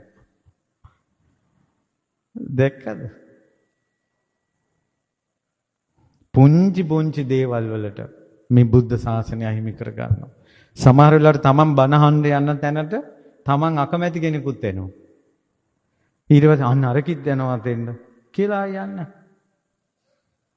මගේ කකුල පෑගුවා. මට පුටුව තියාගන්න දුන්නා. එතන පිටිපස්සට ගන්න කිව්වා. පුංචි හේතු. ඊට පස්සේ තව පිරිසක් බණ අහන්න එන එක නතර කරලා තියෙනවා. එයා දුවත් එක බණ අහන්න ඇවිල්ලා තියෙනවා. බණ අහන්න ආපු තරුණයෙක් එයාට විහිළු කරලා. අනවශ්‍ය විදිහට විහිළුවක් කළාලු. අම්මෝ ඔය වගේ තැන් වලට යන්න එපා. ඒතර තමන් මේ මොකද්ද හොයාගෙන ගියේ? ඒතකොට තමන් හොඳටම තමන් ඒ වගේ පැහැදිලි තමයි සසර දුකින් එතර වෙන්න ඕන කියන අදහස තමන්ට නැහැ. එහෙම තිබ්බනම් අනිත් අයගේ චරිතේ මොනවා වුණත් තමන් හරි මාර්ගයේ ගමන් කරනවා. පින්වතුනි අපි කාටත් ජාතිපි දුක්ඛා කියන එක තියෙනවා. ඉපදීම නිසායි මේ සියලු දුක හටගත්තේ. මෙතන ඔබ මෙතන හිටියට ඔබ නිරේ කාටද කියන්න පුළුවන් මම ආයෙ කවදාවත් නිරේ ඉපදෙන්නේ නැහැ කියලා. තිරිසන් ලෝකෙ ඉපදෙන්නේ නැහැ කියලා. പ്രേත ලෝකෙ ඉපදෙන්නේ නැහැ කියලා. ඔය කියපු ලෝධිය හැලී ඉපදෙන්නේ නැහැ කියලා කාටද කියන්න පුළුවන්? මේ හිටියට මේ හැම මොහොතකම අපට ඉපදීමේ දුක තියෙනවා. වයසට යෑමේ දුක තියෙනවා. දැන් විඳිනවා. දැන් අද අපි කිව්වා අපේ ස්වාමීන් වහන්සේ මෙහි ස්වාමීන් වහන්සේත් එක්ක සාකච්ඡා කළා. අපි යට තට්ටුවට පුටු ටිකක් දාමු. ඇයි ඉඳගෙන ඉන්න අමාරුයි එක දිගට. ප්‍රායෝගිකයි කරන්න දෙයක් නැහැ. වයසට යෑමේ දුක බිම ඉඳ ගන්න අමාරුයි. දත් හැලෙනවා, කොණ්ඩේ පැහෙනවා, හැම රැලි වැටෙනවා. කෙන්දිරි ගෑවෙනවා, අම්මෝ කියාගෙන පඩිපෙල් නගින්නේ. ටිකක් දුර ගිහිල්ලා හිටගෙන ඉන්නවා. ගම් වල වයසක මිනිස්සු බස් වලට අත දානවා, බස් එක නවත්තන්න නැතුව යනවා. ඔන්න ජරා ජීර්ණ බවට මුහුණ දීලා. මරණේ දුක තියෙනවා. කොයි වෙලාවෙ කොයි මොහොතේ කොයි ආකාරයෙන් මැරෙයිද දන්නේ නැහැ. මතක තියාගන්න පින්වතුනි අපිට චූටි අවධියක් තිබ්බා, තරුණ අවධියක් තිබ්බා, වැඩිහිටි අවධියක් තිබ්බා, වයසට යන අවධියක් තිබ්බා. තව අවධියක් තියෙනවා ලෙඩ ඇඳේ හරහා වැටිලා. නැගිට ගන්න බෑ. කක්ක කරන්න යන්න බෑ. ඒ ඇඳේමයි කක්ක කරගන්නේ, ඇඳේමයි මුත්‍රා කරගන්නේ. කවුරු හරි උස්ස පෙල්ලලා හොයදුවොත් හොඳයි. කොතෙක් හොදන්නද? බඩ යෑමනාවක් හැදුනොත් වයසට ගියට පස්සේ දිරවන්නේ නැහැ, පොඩ කක්ක යන්නේ. වයසක මිනිස්සු නිතර টয়ලට් යනවා, චුට්ට මුත්‍රා යන්නේ. මේක දිගට බණක් අහන්න ඇවිල්ලා පැයක් දෙකක් টয়ලට් යන්නේ නැතුව ඉන්නවා කියන එකත් එක්තරා කායික ශක්තියක්. වයසට ගියට පස්සේ ඒක ගිලිහෙනවා. මනස ගිලිහෙලා දොඩවන්න ගන්නවා. සමහර මිනිස්සු එක දිගට කුණු හරප කියනවා. සමහර මිනිස්සු දොඩවනවා. සමහර මිනිස්සු කණ්ඩ දුන්නත් දුන්නේ නැහැ කියනවා. මේ සීයේ මද වෙලා. වයසට යෑම, ලෙඩ ඇඳ, මරණාසන්න මොහොත කියලා එකක් කාටත් තියෙනවා හොඳේ. එදාට මොනවා දොඩවයිද දන්නේ නැහැ. කාදුල දුක කියන එක තියෙනවා. මිනිස්සුන්ට මෙහෙම අර සතා සෙව්පාවෝ. මිනිස්සු ලෙඩ කීයකට බෙහෙත් ගන්නවද? සතෙක් අරහ වැටුණොත් මෙන්න මේක නැගිටින්න බෑ, ඉන්ජෙක්ෂන් එකක්වත් ගහන්න කියන්නේ. සතෙක් අරහ වැටුණොත් සත්තුන්ට කොච්චර ලෙඩ ඇතිද? උන් කාට කියන්නද?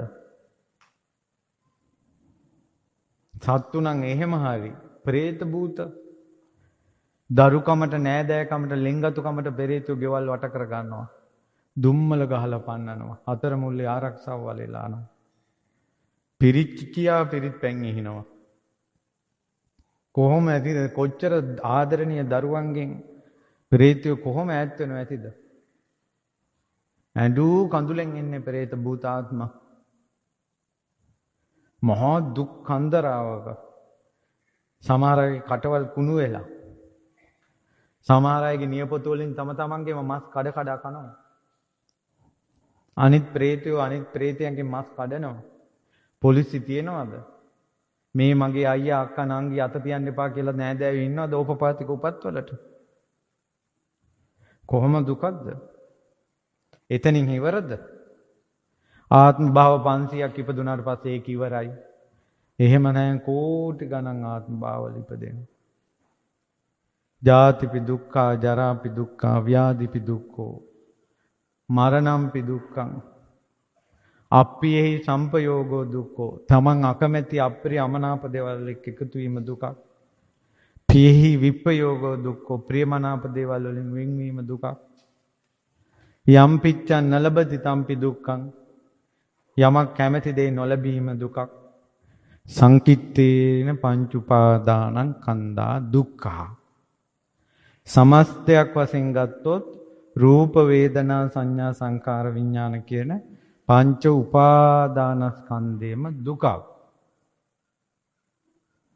ඒකයි බුදුරජාණන් වහන්සේ මේක ස්කන්ධ විදිහට, ධාතු විදිහට, ආයතන විදිහට, ඇස කන නාසය විදිහට නොයේක ආකාරයෙන් බුදුරජාණන් වහන්සේ දුක ගැන වදාලා මේකෙන් ඈතර වෙන්න අවබෝධ කර ගැනීම පිණිස දුක්ඛ සමුදය යායම් තණ්හා පෝනෝ භවිකා නන්දි රාග සහගතා తත්‍ර తත්‍රා බිනන්දිනී සිය්‍යති ඉදං කාම තණ්හා භව තණ්හා විභව තණ්හා. මේ තෘෂ්ණාව තමයි දුකට හේතුව. කාම තෘෂ්ණාව, භව තෘෂ්ණාව, විභව තෘෂ්ණාව. ආශාව කියන එක කාගෙත් හිතවල තියෙනවා. එහෙනම් දුකත් අපි ළඟ තියෙනවා, දුකට හේතුවක් තියෙනවා. තෘෂ්ණාව. ඒ තෘෂ්ණාව කියන එක ප්‍රහාණය කරන්න තමයි මේක හේතුඵල ධමයක් විදියට දකින්න කියන්නේ. පටිච්ච සමුප්පාදේ ගැන උගන්වන්නේ හේතුඵල ධම උගන්වන්නේ දුක්ඛ සමුදය ප්‍රහාණය කරන්න. යෝ තස්සා ඒව තණ්හාය ආශේෂ විරාග නිරෝධෝ ඡාගෝ පටිනිස්සග්ගෝ. ඒ තෘෂ්ණාවම ඉතුරු නැතුව නිරුද්ධ කළොත් ආන්න එක තමයි අමාමා නිවන කියන්නේ. නිවන කියන්නේ මොකද්ද කියලා අහුවොත් ඔයා ගත්කටනම කියන්නේ ඉපදීම නැති වෙනවා කියලා. ඒක වැරදි අර්ථකථනයක්. බුදුරජාණන් වහන්සේ ඇහුවා නිවන කියන්නේ මොකද්ද කියලා.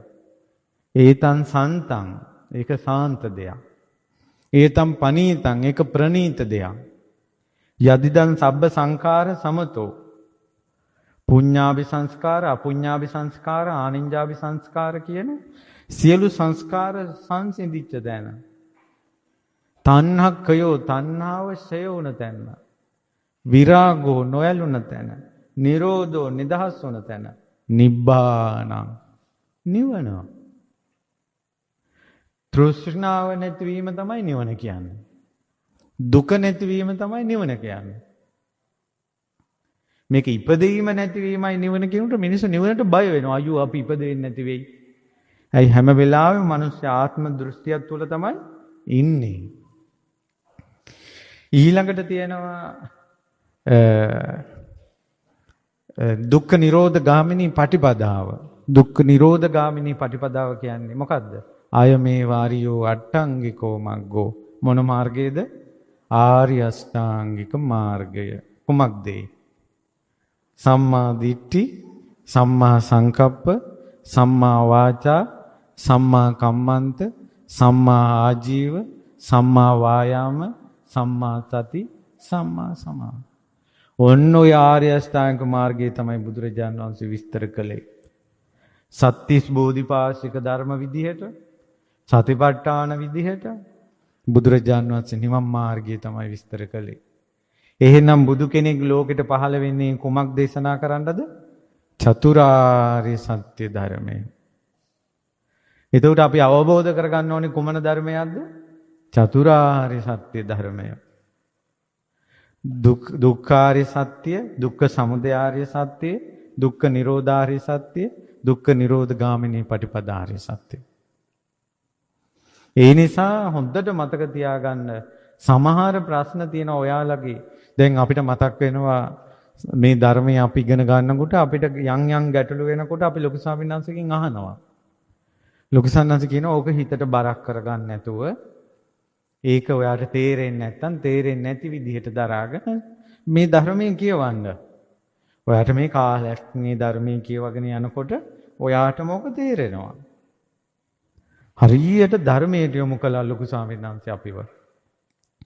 අර කෙටි ක්‍රම වලින් දැන් ඔයාලා හැම වෙලාවෙම කෙටි ක්‍රම හොයනවනේ. එහෙම නෙවෙයි තමන් යම් මානසිකාරයකින් ධර්මය හොයන තැනට ලොකු ස්වාමීන් වහන්සේ අපිට උපදෙස් දුන්නේ. කෙටි උත්තර නෙවෙයි. අනාගතයේ මිනිස්යාගේ යෝනිසෝ මානසිකාරය කියන එක මොට වෙනවා. ඇයි දැන් පොඩි දෙයකටත් AI වලින් තමයි අහන්නේ. AI එකෙන් අහනවා මොකක්ද ඊළඟට කරන්න උත්තරේ එනවා. කෙටි ක්‍රම. ඒකට අර අනාගතේ සම්පූර්ණයෙන්ම නැති අනාගතේ මහ විනාශයක්. මම දැක්කා එක YouTube channel හදලා තියෙනවා AI වලින්. AI වලින් හාමුදුරුවෝ නමක් හදලා බණ කියනවා. මිනිස්සු දහස් ගණන් අහනවා. AI වලින් සිල්මෑනි කෙනෙක් හදනවා බණ කියවනවා. අර කම්පියුටරේ මෙහෙවන කෙනාට ඕන බණ තමයි කියවන්නේ. මේ එක්ක ගිහියෙක් මේ ගෙදර එක්ක නෝනත් එක්ක රණ්ඩු වෙවි එක්ක යුතුයකම්වත් ඉෂ්ට කරන්නේ නැතුව එහෙම නැත්නම් කොහේ හරි මේ ඉස්කෝලේ ඕ ලෙවල් ඒ ලෙවල් කරන කොල්ලෙක් කෙල්ලෙක් අර Tamanට ඕන බණ AI රූපයකින් හදා කියවනවා. ඒතර මිනිස්සුන්ටත් ඕනන්නේ මොකක් හරි අහන්න මිසක්කා. බාහිරින් ලැබෙන වටිනාම සම්පත්ත කල්යාණ මිත්‍ර සේවනයයි ශ්‍රී සද්ධර්ම ශ්‍රවණයයි. ධර්ම ශ්‍රවණය පණ දින කෙනෙක්ගෙන්ම එන්න ඕන. සත්පුරුෂයාගෙන්ම බණ අහන්න ඕන. එතකොටයි ශ්‍රී සද්ධර්ම ශ්‍රවණය අනිත් එකිනට යෝනිසෝ මනසිකාරයයි ධම්මානුධම්ම ප්‍රතිපදාවයි උපද්දවන්නේ. ඒකට AI කියන්නේ තවත් කෙනෙක් කෘත්‍රිමව හදපු දෙයක් නිසා ඒක අහද්දී කෙනෙකුට යෝනිසෝ මනසිකාරයේ ධම්මානුධම්ම ප්‍රතිපදාව නිවන් මාර්ගයට ඕන විදිහට මේ පිහිටන්නේ නැහැ. විකාරයක් වෙනවා අනාගතේ බලන්නකෝ. විකාරයක් වෙනවා. ඒ කියන්නේ මං කියන එක දැන් මේ තරුණ පරපුරට නම් තේරෙනවා මේ අම්මලා ටික තේරෙනවද දන්නේ දැන් බලන්න දේවදත්තත් බණ කිව්වා. ඒ දේවදත්ත බණ කියද්දී ඒ බණ අහපු කිසි කෙනෙකුට ධර්මය අවබෝධ වුණේ නැහැ. දේවදත්ත කිව්වේ චතුරාර්ය සත්‍යය. හේතුව ඒ දේවදත්ත බණ කියනකොට දේවදත්තගේ අසත්පුරුෂකම ස්පර්ශ වෙලා ගියේ ඒකයි. ඒකයි සත්පුරුෂ සංසේවනය, සී සද්ධර්ම ශ්‍රවණය, යෝනිසෝ මනසිකාරයේ ධම්මානුධම්ම ප්‍රතිපදාව කියලා හතරක් බුදුරජාණන් වහන්සේ වදාලා. මේක AI වල කාටුන් එකකින් කරන එකක් නෙවෙයි මේක. ඒක ඉදිරි සමාජයට තේරෙයිද දන්නේ නැහැ. මොකක් හරි අලුත් දෙයක් පැත්තට යාවි. ඒ නිසා පින්වතුනි අපේ බුදුරජාණන් වහන්සේ වදාළ ශ්‍රී සද්ධර්මය ස්වාකාතයි, සන්දිට්ඨිකයි, අකාලිකයි, එහිපස්සිකයි, ඕපනයිකයි, පච්චත්තං වේදිතබ්බෝ විඤ්ඤෝයි. බුදුරජාණන් වහන්සේ වදාළ ධර්මය ස්වාකාතයි කියලා කියන්නේ ඇයි? පින්වතුනි බුදුරජාණන් වහන්සේ මේ චතුරාර්ය සත්‍ය ධර්මයේ දේශනා කළානේ. ඒ චතුරාර්ය සත්‍ය ධර්මයේ දේශනා කළේ නිවන පිණිස. ඒකාන්ත නිබ්බිදාය විරාගාය නිරෝධාය උපසමාය සසර දුකෙන් එතර වීම පිණිස දේශනා කරපු මනා වූ ධර්මයක් මේක. ඒතේ ධම්මං ආදි කල්යාණං. ඒ ධර්මයේ මුලත් සුන්දරයි. මධ්‍යේ කල්යාණං මැදත් සුන්දරයි. පරියෝසాన කල්යාණං අගත් සුන්දරයි. සාත්තං අර්ථ සහිතයි. සබ්බ්‍යංජනං හරියට වචන වලින් විස්තර කරලා තියෙනවා. කේවල පරිපූර්ණම් බ්‍රහ්මචර්යම් පකාසේති. මුළු මනින්ම නිවන පිණිසයි නිවන් මාර්ගය දේශනා කළේ බුදුරජාණන් වහන්සේ. ඒ පිරිසිදුව මනාව දේශනා කරපු සීල සමාධි ප්‍රඥා ප්‍රකාශිත ඒ උතුම් ශ්‍රී සද්ධර්මයේ ඒකාන්තයෙන්ම ස්වාකාතයි. ඒකයි ධර්මයට අපි ස්වාකාතෝ කියන්නේ ඊතා මනවින් දේශනා කළා. ඊතා යහපත්ව දේශනා කළා. මුල මැදාග සීල සමාධි ප්‍රඥා පිරිසිදුව දේශනා කළ බුදුරජාණන් වහන්සේගේ ධර්මයේ තුල අවුල් නැහැ. ඇයි බුදුරජාණන් වහන්සේගේ ධර්මයට සම්දිට්ඨිකයි කියලා කියන්නේ? ස්වාකාතෝ භගවතා ධම්මෝ සම්දිට්ඨිකෝ. සාන්දෘෂ්ටිකයි කියන්නේ මේ ජීවිතේ විපාක දෙනවා. මේ ජීවිතේ දකින්න පුළුවන්. අපි කියමු කෙනෙක් ඉන්නවා රාගයේ තියෙන. එයා රාගයේ දුරු වෙන ධර්මයේ පුරුදු කරනවා. එයාටම තේරෙනවා තමන්ගේ රාගය නැති වුණා කියලා. කෙනෙක් ඉන්නොත් තරහයි. ඒ තරහ දුරු වෙන ධර්මය පුරුදු කරනවා. එයාගේ තරහ නැති වෙලා යනවා. එතකොට මේ ධර්මයේ ප්‍රතිඵල මේ ජීවිතේ ගන්න තියෙන එකක්. සාන්දෘෂ්ටික ධර්මයක්. ජාතිපි දුක්ඛා, ජරාපි දුක්ඛා, ව්‍යාධිපි දුක්ඛෝ, මරණම්පි දුක්ඛං කියනකොට මේ ජීවිතේම මේ ධර්මයේ දකින්න තියෙන්නේ. මේ දුක හටගන්නේ තෘෂ්ණාවෙන් කියනකොට ඒක මේ ජීවිතේමයි මේ තෘෂ්ණාවෙන් හටගන්න හැටි දකින්න තියෙන්නේ. තෘෂ්ණාව නැතිවීම නිවනයි කියන එක මැරිලා ලබන එකක් නෙවෙයි. මේ ජීවිතේම ලබන එකක්. ඒ පුරුදු කරන මාර්ගයේ ප්‍රතිපදාව පරලොව පුරුදු කරන එකක් නෙවෙයි. බුදුරජාණන් වහන්සේ වදාළේ මේ ජීවිතේ පුරුදු කරන එකක්. බුදුරජාණන් වහන්සේගේ දහම මේ ජීවිතේ පුරුදු කරන දහමක් නිසා සාන්දෘෂ්ටිකයි. ඒ ධර්මයේ පුරුදු කළොත් විපාක මේ ජීවිතේමත් දකින්න පුළුවන්. සාන්දෘෂ්ටිකයි. ඒ නිසා සම්දිට්ඨික කිය. ස්වාකාතෝ භගවතා ධම්මෝ සම්දිට්ඨිකෝ අකාලිකෝ. අකාලිකයි කියන්නේ. දැන් මේ ජාතිපි දුක්ඛා, ජරාපි දුක්ඛා, ව්‍යාධි දුක්ඛෝ ආදි වශයෙන් විස්තර කරපු දුක්ඛාරේ සත්‍ය ඒ කාලෙට විතරද? අදට ඒක ආර්ය සත්‍යයක් නෙවෙයිද? අදටත් ආර්ය සත්‍යයක්. හෙටටත් ආර්ය සත්‍යයක්. කාලේ පහර කැමට ලක් වෙන්නේ නැහැ.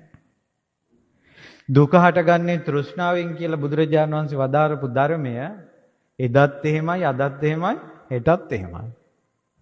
දුක තෘෂ්ණාව නැතිවීමමයි නිවන කියන එක එදත් නිවන් ලැබිය තෘෂ්ණාව නැති කළා. අදත් නිවන් යනවා නම් තෘෂ්ණාව නැති කළා. මෛත්‍රී බුද්ධ ශාසනය නිවන් යනවා නම් ඒ තෘෂ්ණාව නැති කළා. අකාලිකයි. කාලේ පහර කැමට ලක් වෙන්නේ නැහැ. එදා යම් රහතන් වහන්සේ නමක් මගපල්ලාභියෙක් බිහි වුණා ආර්ය අෂ්ටාංග මාර්ගයෙන්මයි.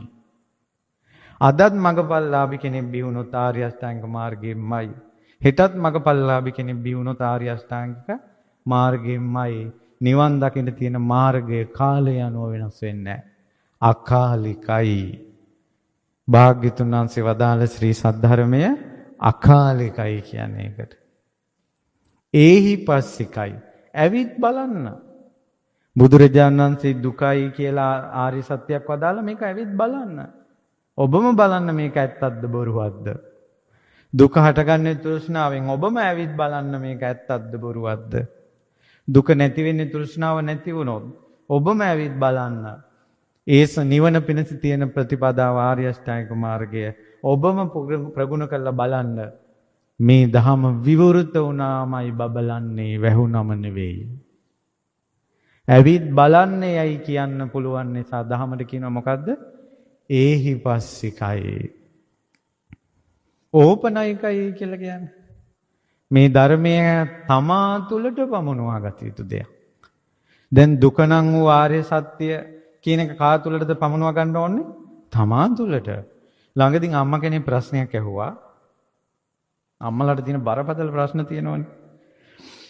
හාමුදුරුවනේ ඉපදීම දුකක්. ඒ නිසා කෙනෙක් ඉපදීම දුකක්. අපි දරුවෝ හදලා දරුවා ඒත් කරන්නේ පවක් නේද හාමුදුරනේ කියලා.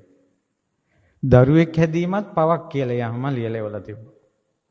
මං ඇහුවා අම්මා දැන් ඔය අම්මට මම බන කියනවනේ මාව හදපු එක මගේ අම්මට පවක්ද කියලා ඇහුවා. දැන් බලන්නකො තමා තුළට මේ චතුරාර්ය සත්‍ය තමා තුළින් අවබෝධ කරන්න ඕන. අපි ඉපදි මෙරි යන සසර ගමනින් අපි නිදහස් වෙන්න ඕන. ඒක වෙන පැත්තකට හරවපු හැටි අර දරුවෙක් ඉපදෙන එක වැරදිලු.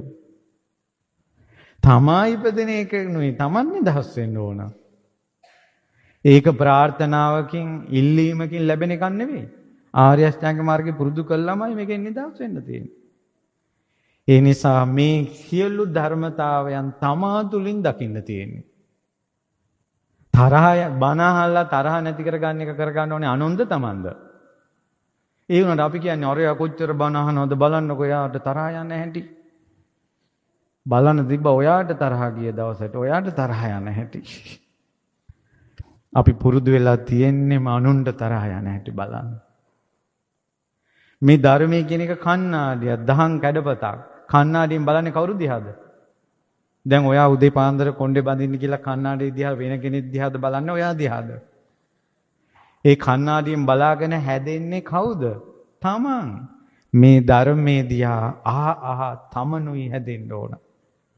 දැන් අද මාළුන්ගේ පුත්තු සූත්‍රයේ ඇසුරෙන් ඔයා ඉගෙන ගන්න ඕන ඇත්තටම මේ අනවශ්‍ය දේවල් අපිට ඕනේ නැහැ. බුදුරජාණන් වහන්සේ චතුරාර්ය සත්‍ය ධර්මයේ වදාලා ඒකට ටික ටික අපි මේ ධර්මය අහලා අපේ ಗುಣධර්ම අපි පුරුදු කර ගන්න ඕන. අපිට සහතිකයක් දෙන්න බෑ. ඔයා බණ ඇහුවා කියලා ඔයාගේ මහත්ය හැදෙයි කියලා කියන්න බෑ. ඔයා බණ ඇහුවා කියලා ඔයාගේ දරුවෝ හැදෙයි කියලා කියන්න බෑ. තමනුයි හැදෙන්න ඕන. තමනුයි හැදෙන්න ඕන. තමා තුලට පමුණවා ගත යුතු නිසා මේ උතුම් ශ්‍රී සද්ධර්මය මොකද්ද? ඕපනයිකයි. ඒ ධර්මයේ ඕපනයිකයි කියන එක හොඳට හිතට ගන්න. ඒ බණපද අහද්දින් ඒ අහන බණෙන් තමන් ගැනම තමන්ට තේරෙනවා නම් ඔයා බණ අහන විදි හරි. ඔය බණ කියන්නේ අහවලාට වෙන්න ඇති. ඔය බණ කියන්නේ අහවලා ගැන වෙන්න ඇති කියලා හිතනව නේද? ඔයාට ඒ ධර්මයේ හිත තුලට යන්නේ ධම් සුවඳ දැනෙන්නේ නැහැ එතකොට. ධම් සුවඳ දැනෙන්න නම් තමන් සුවඳ දැනෙන්න ඒ සුවඳ අනිත් එකාගේ නහය ගාවටද යන්න ඕනේ අපේ තමන්ගේ නහය ගාවට දෙන්න ඕන. එහෙනම් ධම් සුවඳ දැනෙන්නේ ධර්මයේ කා තුලට આવොත්ද? තමා තුලට આવොත්. ඕපනයිකයි. පච්චත්තං වේදිතබ්බෝ විඤ්ඤූහි.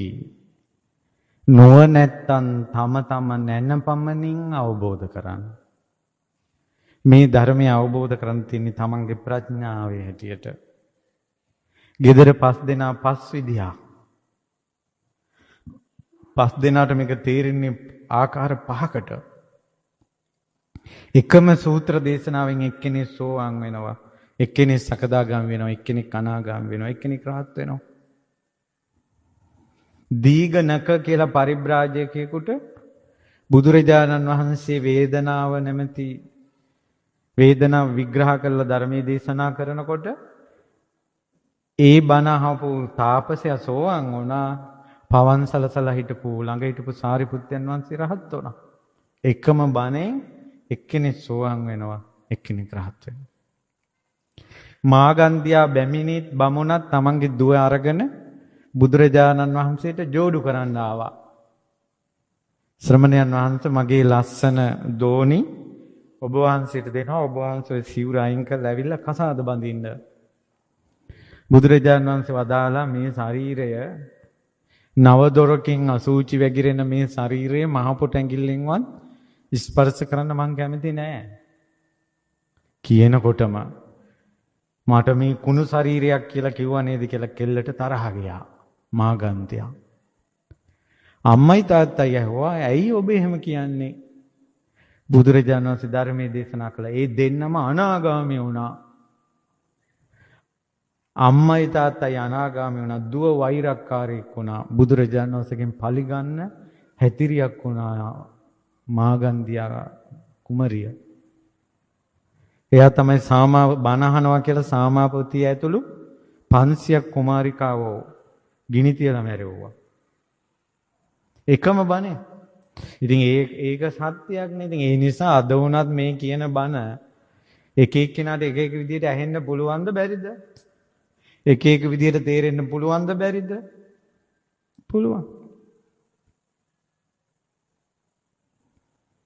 ඉතින් ඒ නිසා පින්වතුනි තම නැනපමණින් තේරුම් ගත යුතු නිසා ධර්මයේ ස්වාක්කාතයි.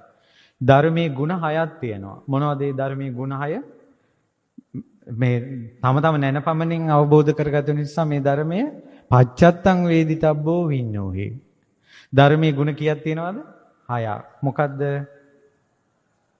ස්වාක්කාතයි, සම්දිට්ඨිකයි, අකාලිකයි, ඒහිපස්සිකයි, ඕපනායිකයි, පච්චත්තං වේදිතබ්බෝ විඤ්ඤෝහි.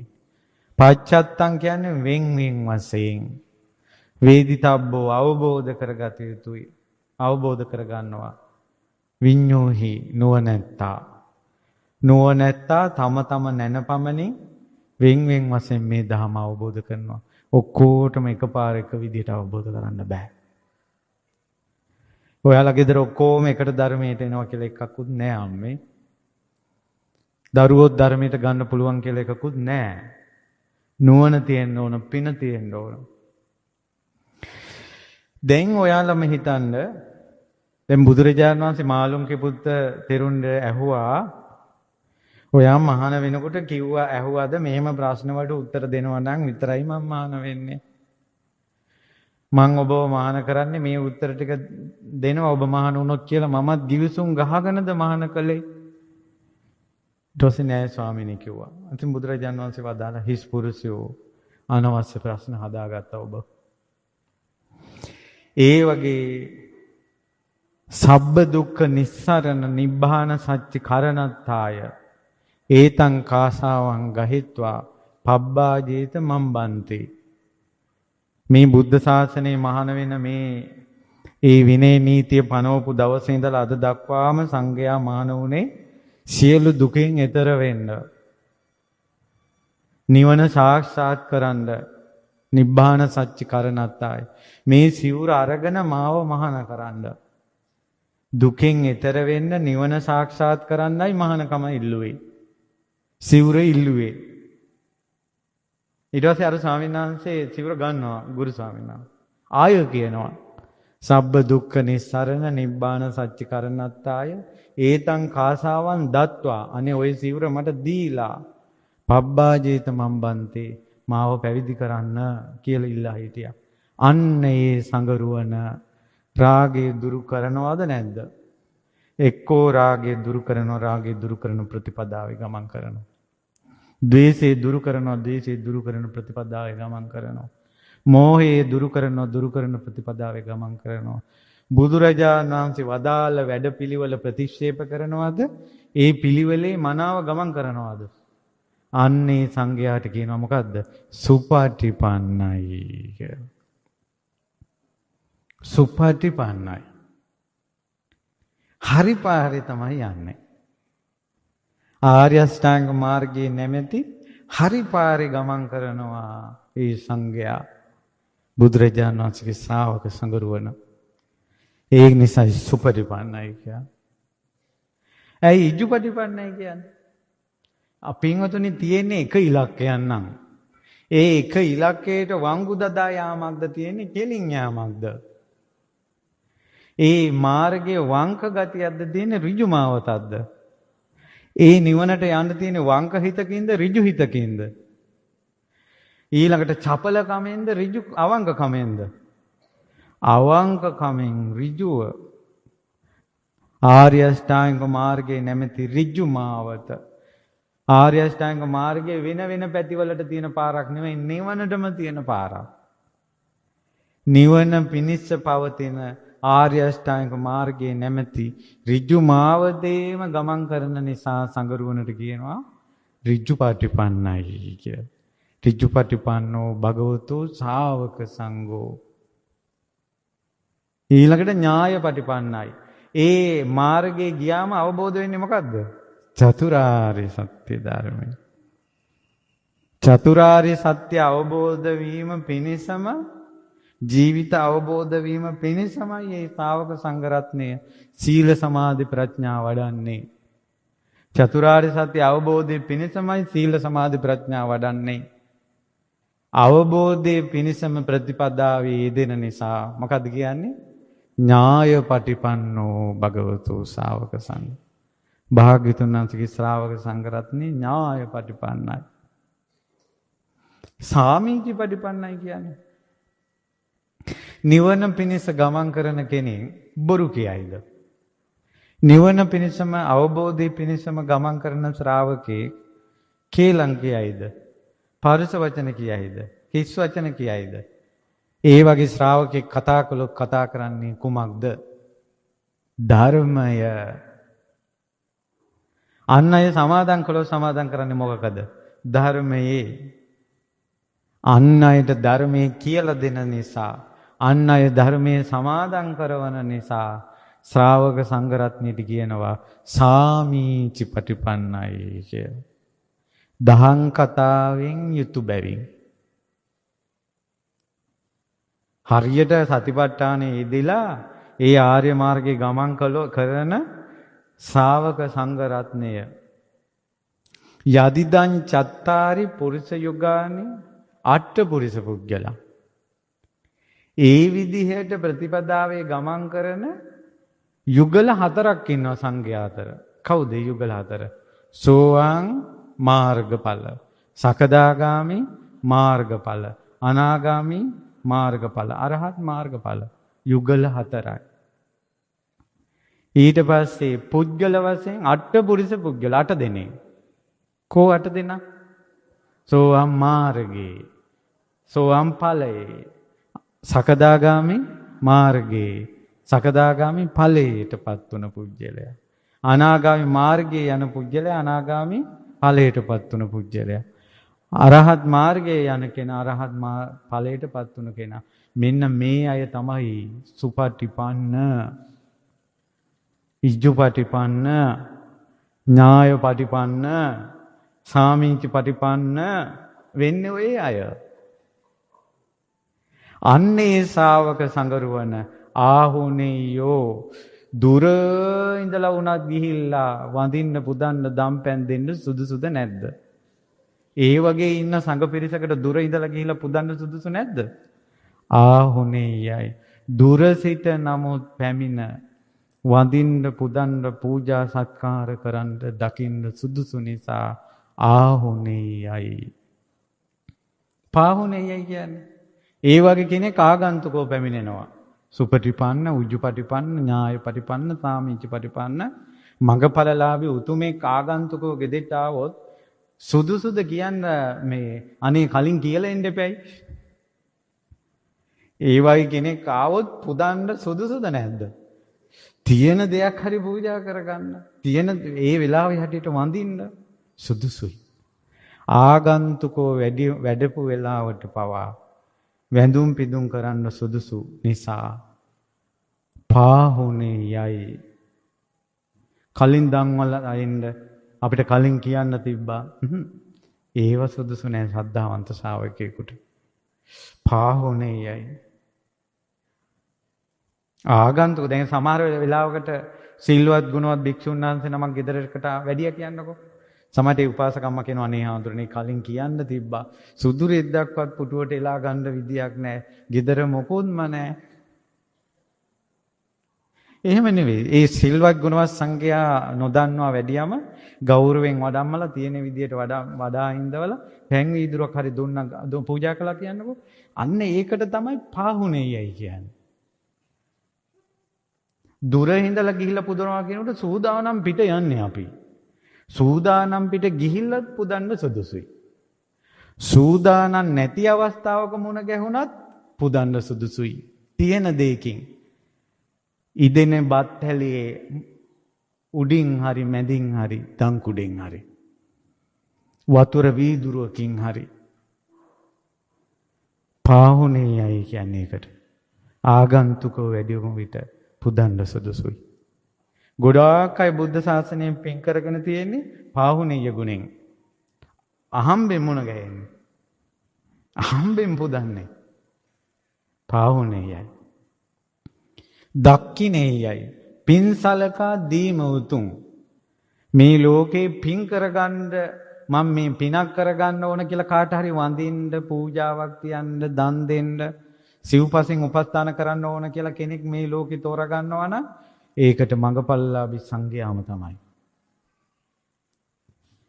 පින් උපද්දවන්න වෙන කෙනෙකුට බෑ මේ ලෝකේ.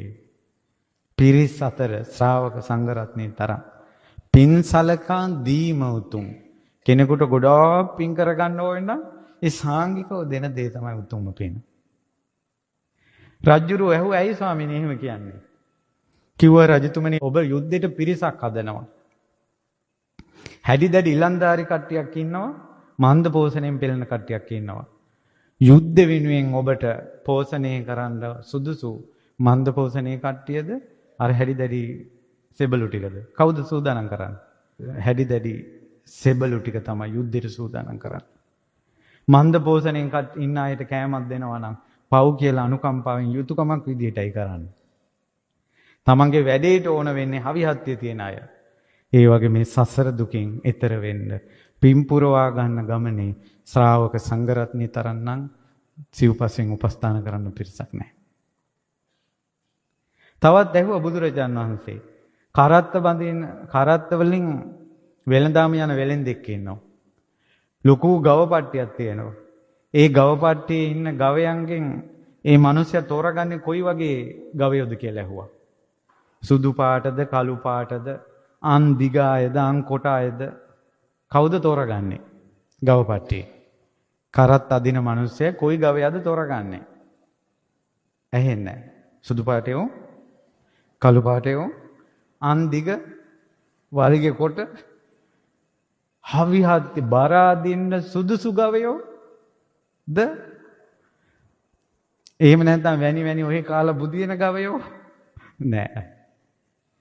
කරත් අදින්න ඕනකොට ගව පට්ටියේ මොන පාට වුණත් අන් දෙක දිගට තිබ්බත් නැතත් බර අදින්න පුළුවන් ගවයෝ තමයි দূරේ හිලා යොදවන්නේ. ඒ වගේ මේ සුගති සැප කැමැති නිවන් යනු කැමැති අය පින්පුරවනු කැමැති නම් ශ්‍රාවක සංගරුවනු උදෙසයි කිව්වා සිව්පසයෙන් උපස්ථාන කරන්න.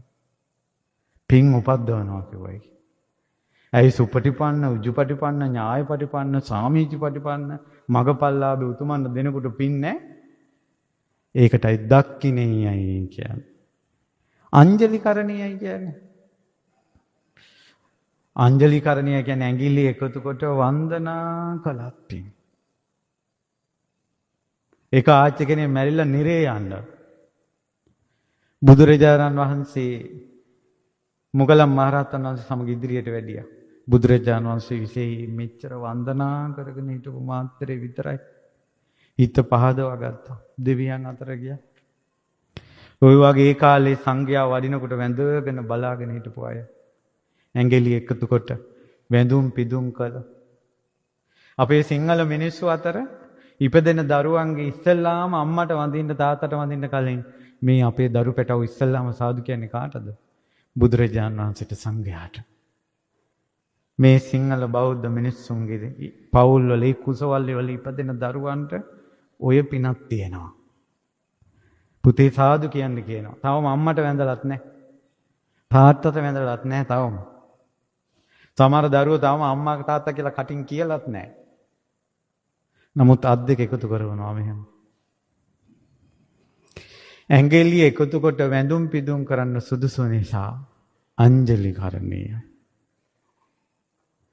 අනුත්තරම් පුඤ්ඤක්කෙත්තං ලෝකස්ස ලෝකේට උතුම්ම පින්කෙත. සංඝයා තමයි පින්කෙත. පින් අස්වනු නෙලා ගන්න. ලෝකට උතුම් පින්කෙතමය ඒ ශ්‍රාවක සංඝරුවන. පින්වතුනි අංකුර කියලා අතීතේ දන් දීපු වෙලෙන්දෙක් හිටියා රාජකුලේ. ඔය අංකුර අවුරුදු 10000ක් මුළු දඹදිවටම දන් දුන්නා. දවසට කරත්ත 60000ක දාන වෙනවා. දවසට කරත්ත 60000ක හාල් වෙනවා. කන්ටේනර් 60000ක හාල් වලින් බත් කැවිලි හදලා මිනිසුන්ට දන් දෙනවා. අවුරුදු 10000ක් එයා දෙව්ලොව උපන්නා. අනුරුද්ධ මහරහතන් වහන්සේට එක බත් හැන්දක් පූජා කරපු ඉන්දක කියලා වයසක මිනිස්සේ පස්සේ කාලේ මැරිලා දෙව්ලොව උපන්නා. බුදුරජාණන් වහන්සේ දෙවියන් අතරට වැඩපු මොහොතක ඉන්දක දෙවියෝ මේ ළඟම ඉන්නවා. අංකුර යොදුන් 12 කිලෝමීටර් 120ක් ඈත ඉන්නේ. එන්න බෑ ළඟට. බුදුරජාණන් වහන්සේ වදාළ අංකුර ඔයා බොහෝ කාලයක් මහා දන් දුන්නා නේද? ඔබ දැන් පිටිපස්සට වෙලා. එක බත් හැන්දක් පූජා කරපු ඉන්දක මෙතන. ස්වාමීනි භාග්‍යතුන් වහන්සේ මම අවුරුදු 10000ක් දන් දුන්නේ සරුසාර කුඹුරක නෙවෙයි. මං දන් දෙන කාලේ 500 රකින්න අයවත් හිටියේ නැහැ. ඔය ඉන්දක දන් දුන්නේ භද්‍ර වූ කෙතකට. යදාපි බද්දකේ කෙත්තේ සරුසාර කුඹුරක බීජං අප්පම්පි රෝපිතං චූටි බීජයක් රෝපණය කළත් සම්මා දාරම් පවිස්සන්ති හරියට වැස්ස වැටෙනකොට පලන්තෝසෙන්ති කස්සකං ගොවියා සතුටු වෙනවා. එක බත් හැන්දෙන් භාග්‍යතුන් වහන්සේට සමීප වුණා. බුදුවරු නැති කාලේ කරත්ත 60000ක බත් උයා අවුරුදු 10000ක් දන් දෙනවටත් වඩා බුදුවරු පහළ වෙච්ච යුගයේ සංඝයාට පුදන එක බත් හැන්දේ පින වැඩි. මං කියන එක තේරෙනවද? බුදුවරු නැති කාලයක කිසිම දෙයක් දෙන්නේ නැතුව ලෝභ වෙලා හිටියක් කමන්නේ. හැබැයි බුදුවරු පහළ වෙච්ච යුගයක හැම ගෙදරකම මාසෙකට හරි දෙකකට සැරයක් හරි සාංගික දානයක් පූජා කරන්න. අපිට මේ අවසාන යුගයේ මේ තියෙන පින්වතුනි. හැමදාම මේවා තියෙක. දැන් පේන්නේ බණ අහනකොටත් දැන් මිනිස්සු ආස AI වලින් අහන්න. ඇත්ත හාමුදුරුවෝ නමකින් අහන්න නෙවෙයි. කම්පියුටර් AI කියන්නේ අම්මේ අම්මලා අහනවා ඇති AI කියලා. AI නෙවෙයි AI. කෘතිම බුද්ධියෙන් හාමුදුරුවෝ නමක් කම්පියුටරෙන් කාටුන් වගේ හදනවා ඇත්තම වගේ. ඒකට අර කියන්න ඕන බණ ටික ටයිප් කරලා හරි මොකක් හරි කරලා දාපු ගමන් අරක කියනවා. මිනිස්සු අහගෙන. මතක තියාගන්න සෝවාන් වීම පිණිස පවතින්නේ කල්යාණ මිත්‍ර ඇසුර ශ්‍රී සද්ධර්ම ශ්‍රවණය යෝනිසු මනසිකාරය ධම්මානුධම්ම ප්‍රතිපදාව කල්ලන මිතුරෙක් සිටින්න ඕන. ඒ නිසා මේ බුදු ගුණ ධම් ගුණ සංඝ ගුණ සිහි කරන්න තුනුරුවන්න පහදින්න සසර දුකෙන් එතර වෙන්න ඕන කියන අදහසට එන්න අනුන්ගේ ඕපදූප හොයන්න එපා. හැම ප්‍රශ්නයකටම උත්තර හොයන්නත් එපා. ලෙඩ දුක් වලට බෙහෙත් ගන්න ලෙඩේම ප්‍රශ්නයක් කරගන්න එපා. සමහර අයගේ තෙල් ගෑමනාවයි බෙහෙත් බීමනාවයි ක්ලිනික් යෑමනාව මුළු ජීවිතේම ඕකෙමනේ. අර ඔයාලගේ භාෂාවෙන් කිව්වොත් නිවනක් නැහැ. සමහර මිනිසුන්ට දරුවෝ මත්තේමයි. 3 පැයේම දරුවෝ නිවනක් නැහැ. සමහර අයට නඩු 3 පැයේම නඩු නිවනක් නැහැ.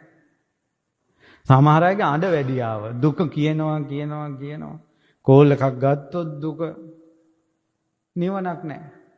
ඒ ප්‍රශ්නේ ඔක්කොම අර උල ගලවන්න ඕන වෙලාවේ ඔය ඊතලේ කවුද විද්දේ කියලා හොයන්න එපා. ඔයාට දුකක් ආපු වෙලාවේ කවුරු නිසාද දුක ආවේ කියලා හොයන්න එපා. මේ දුක තෘෂ්ණාව නිසා හටගත්තා මට දුකෙන් නිදහස් වෙන්න ඕන කියලා හිතන්න. ඒක මහත්යාගෙන් ආවත් නෝනගෙන් ආවත් දරුවන්ගෙන් ආවත් අසල්වැසියන්ගෙන් ආවත් කාගෙන් ඔයාට දුක ආවත් දුක දුකමයි.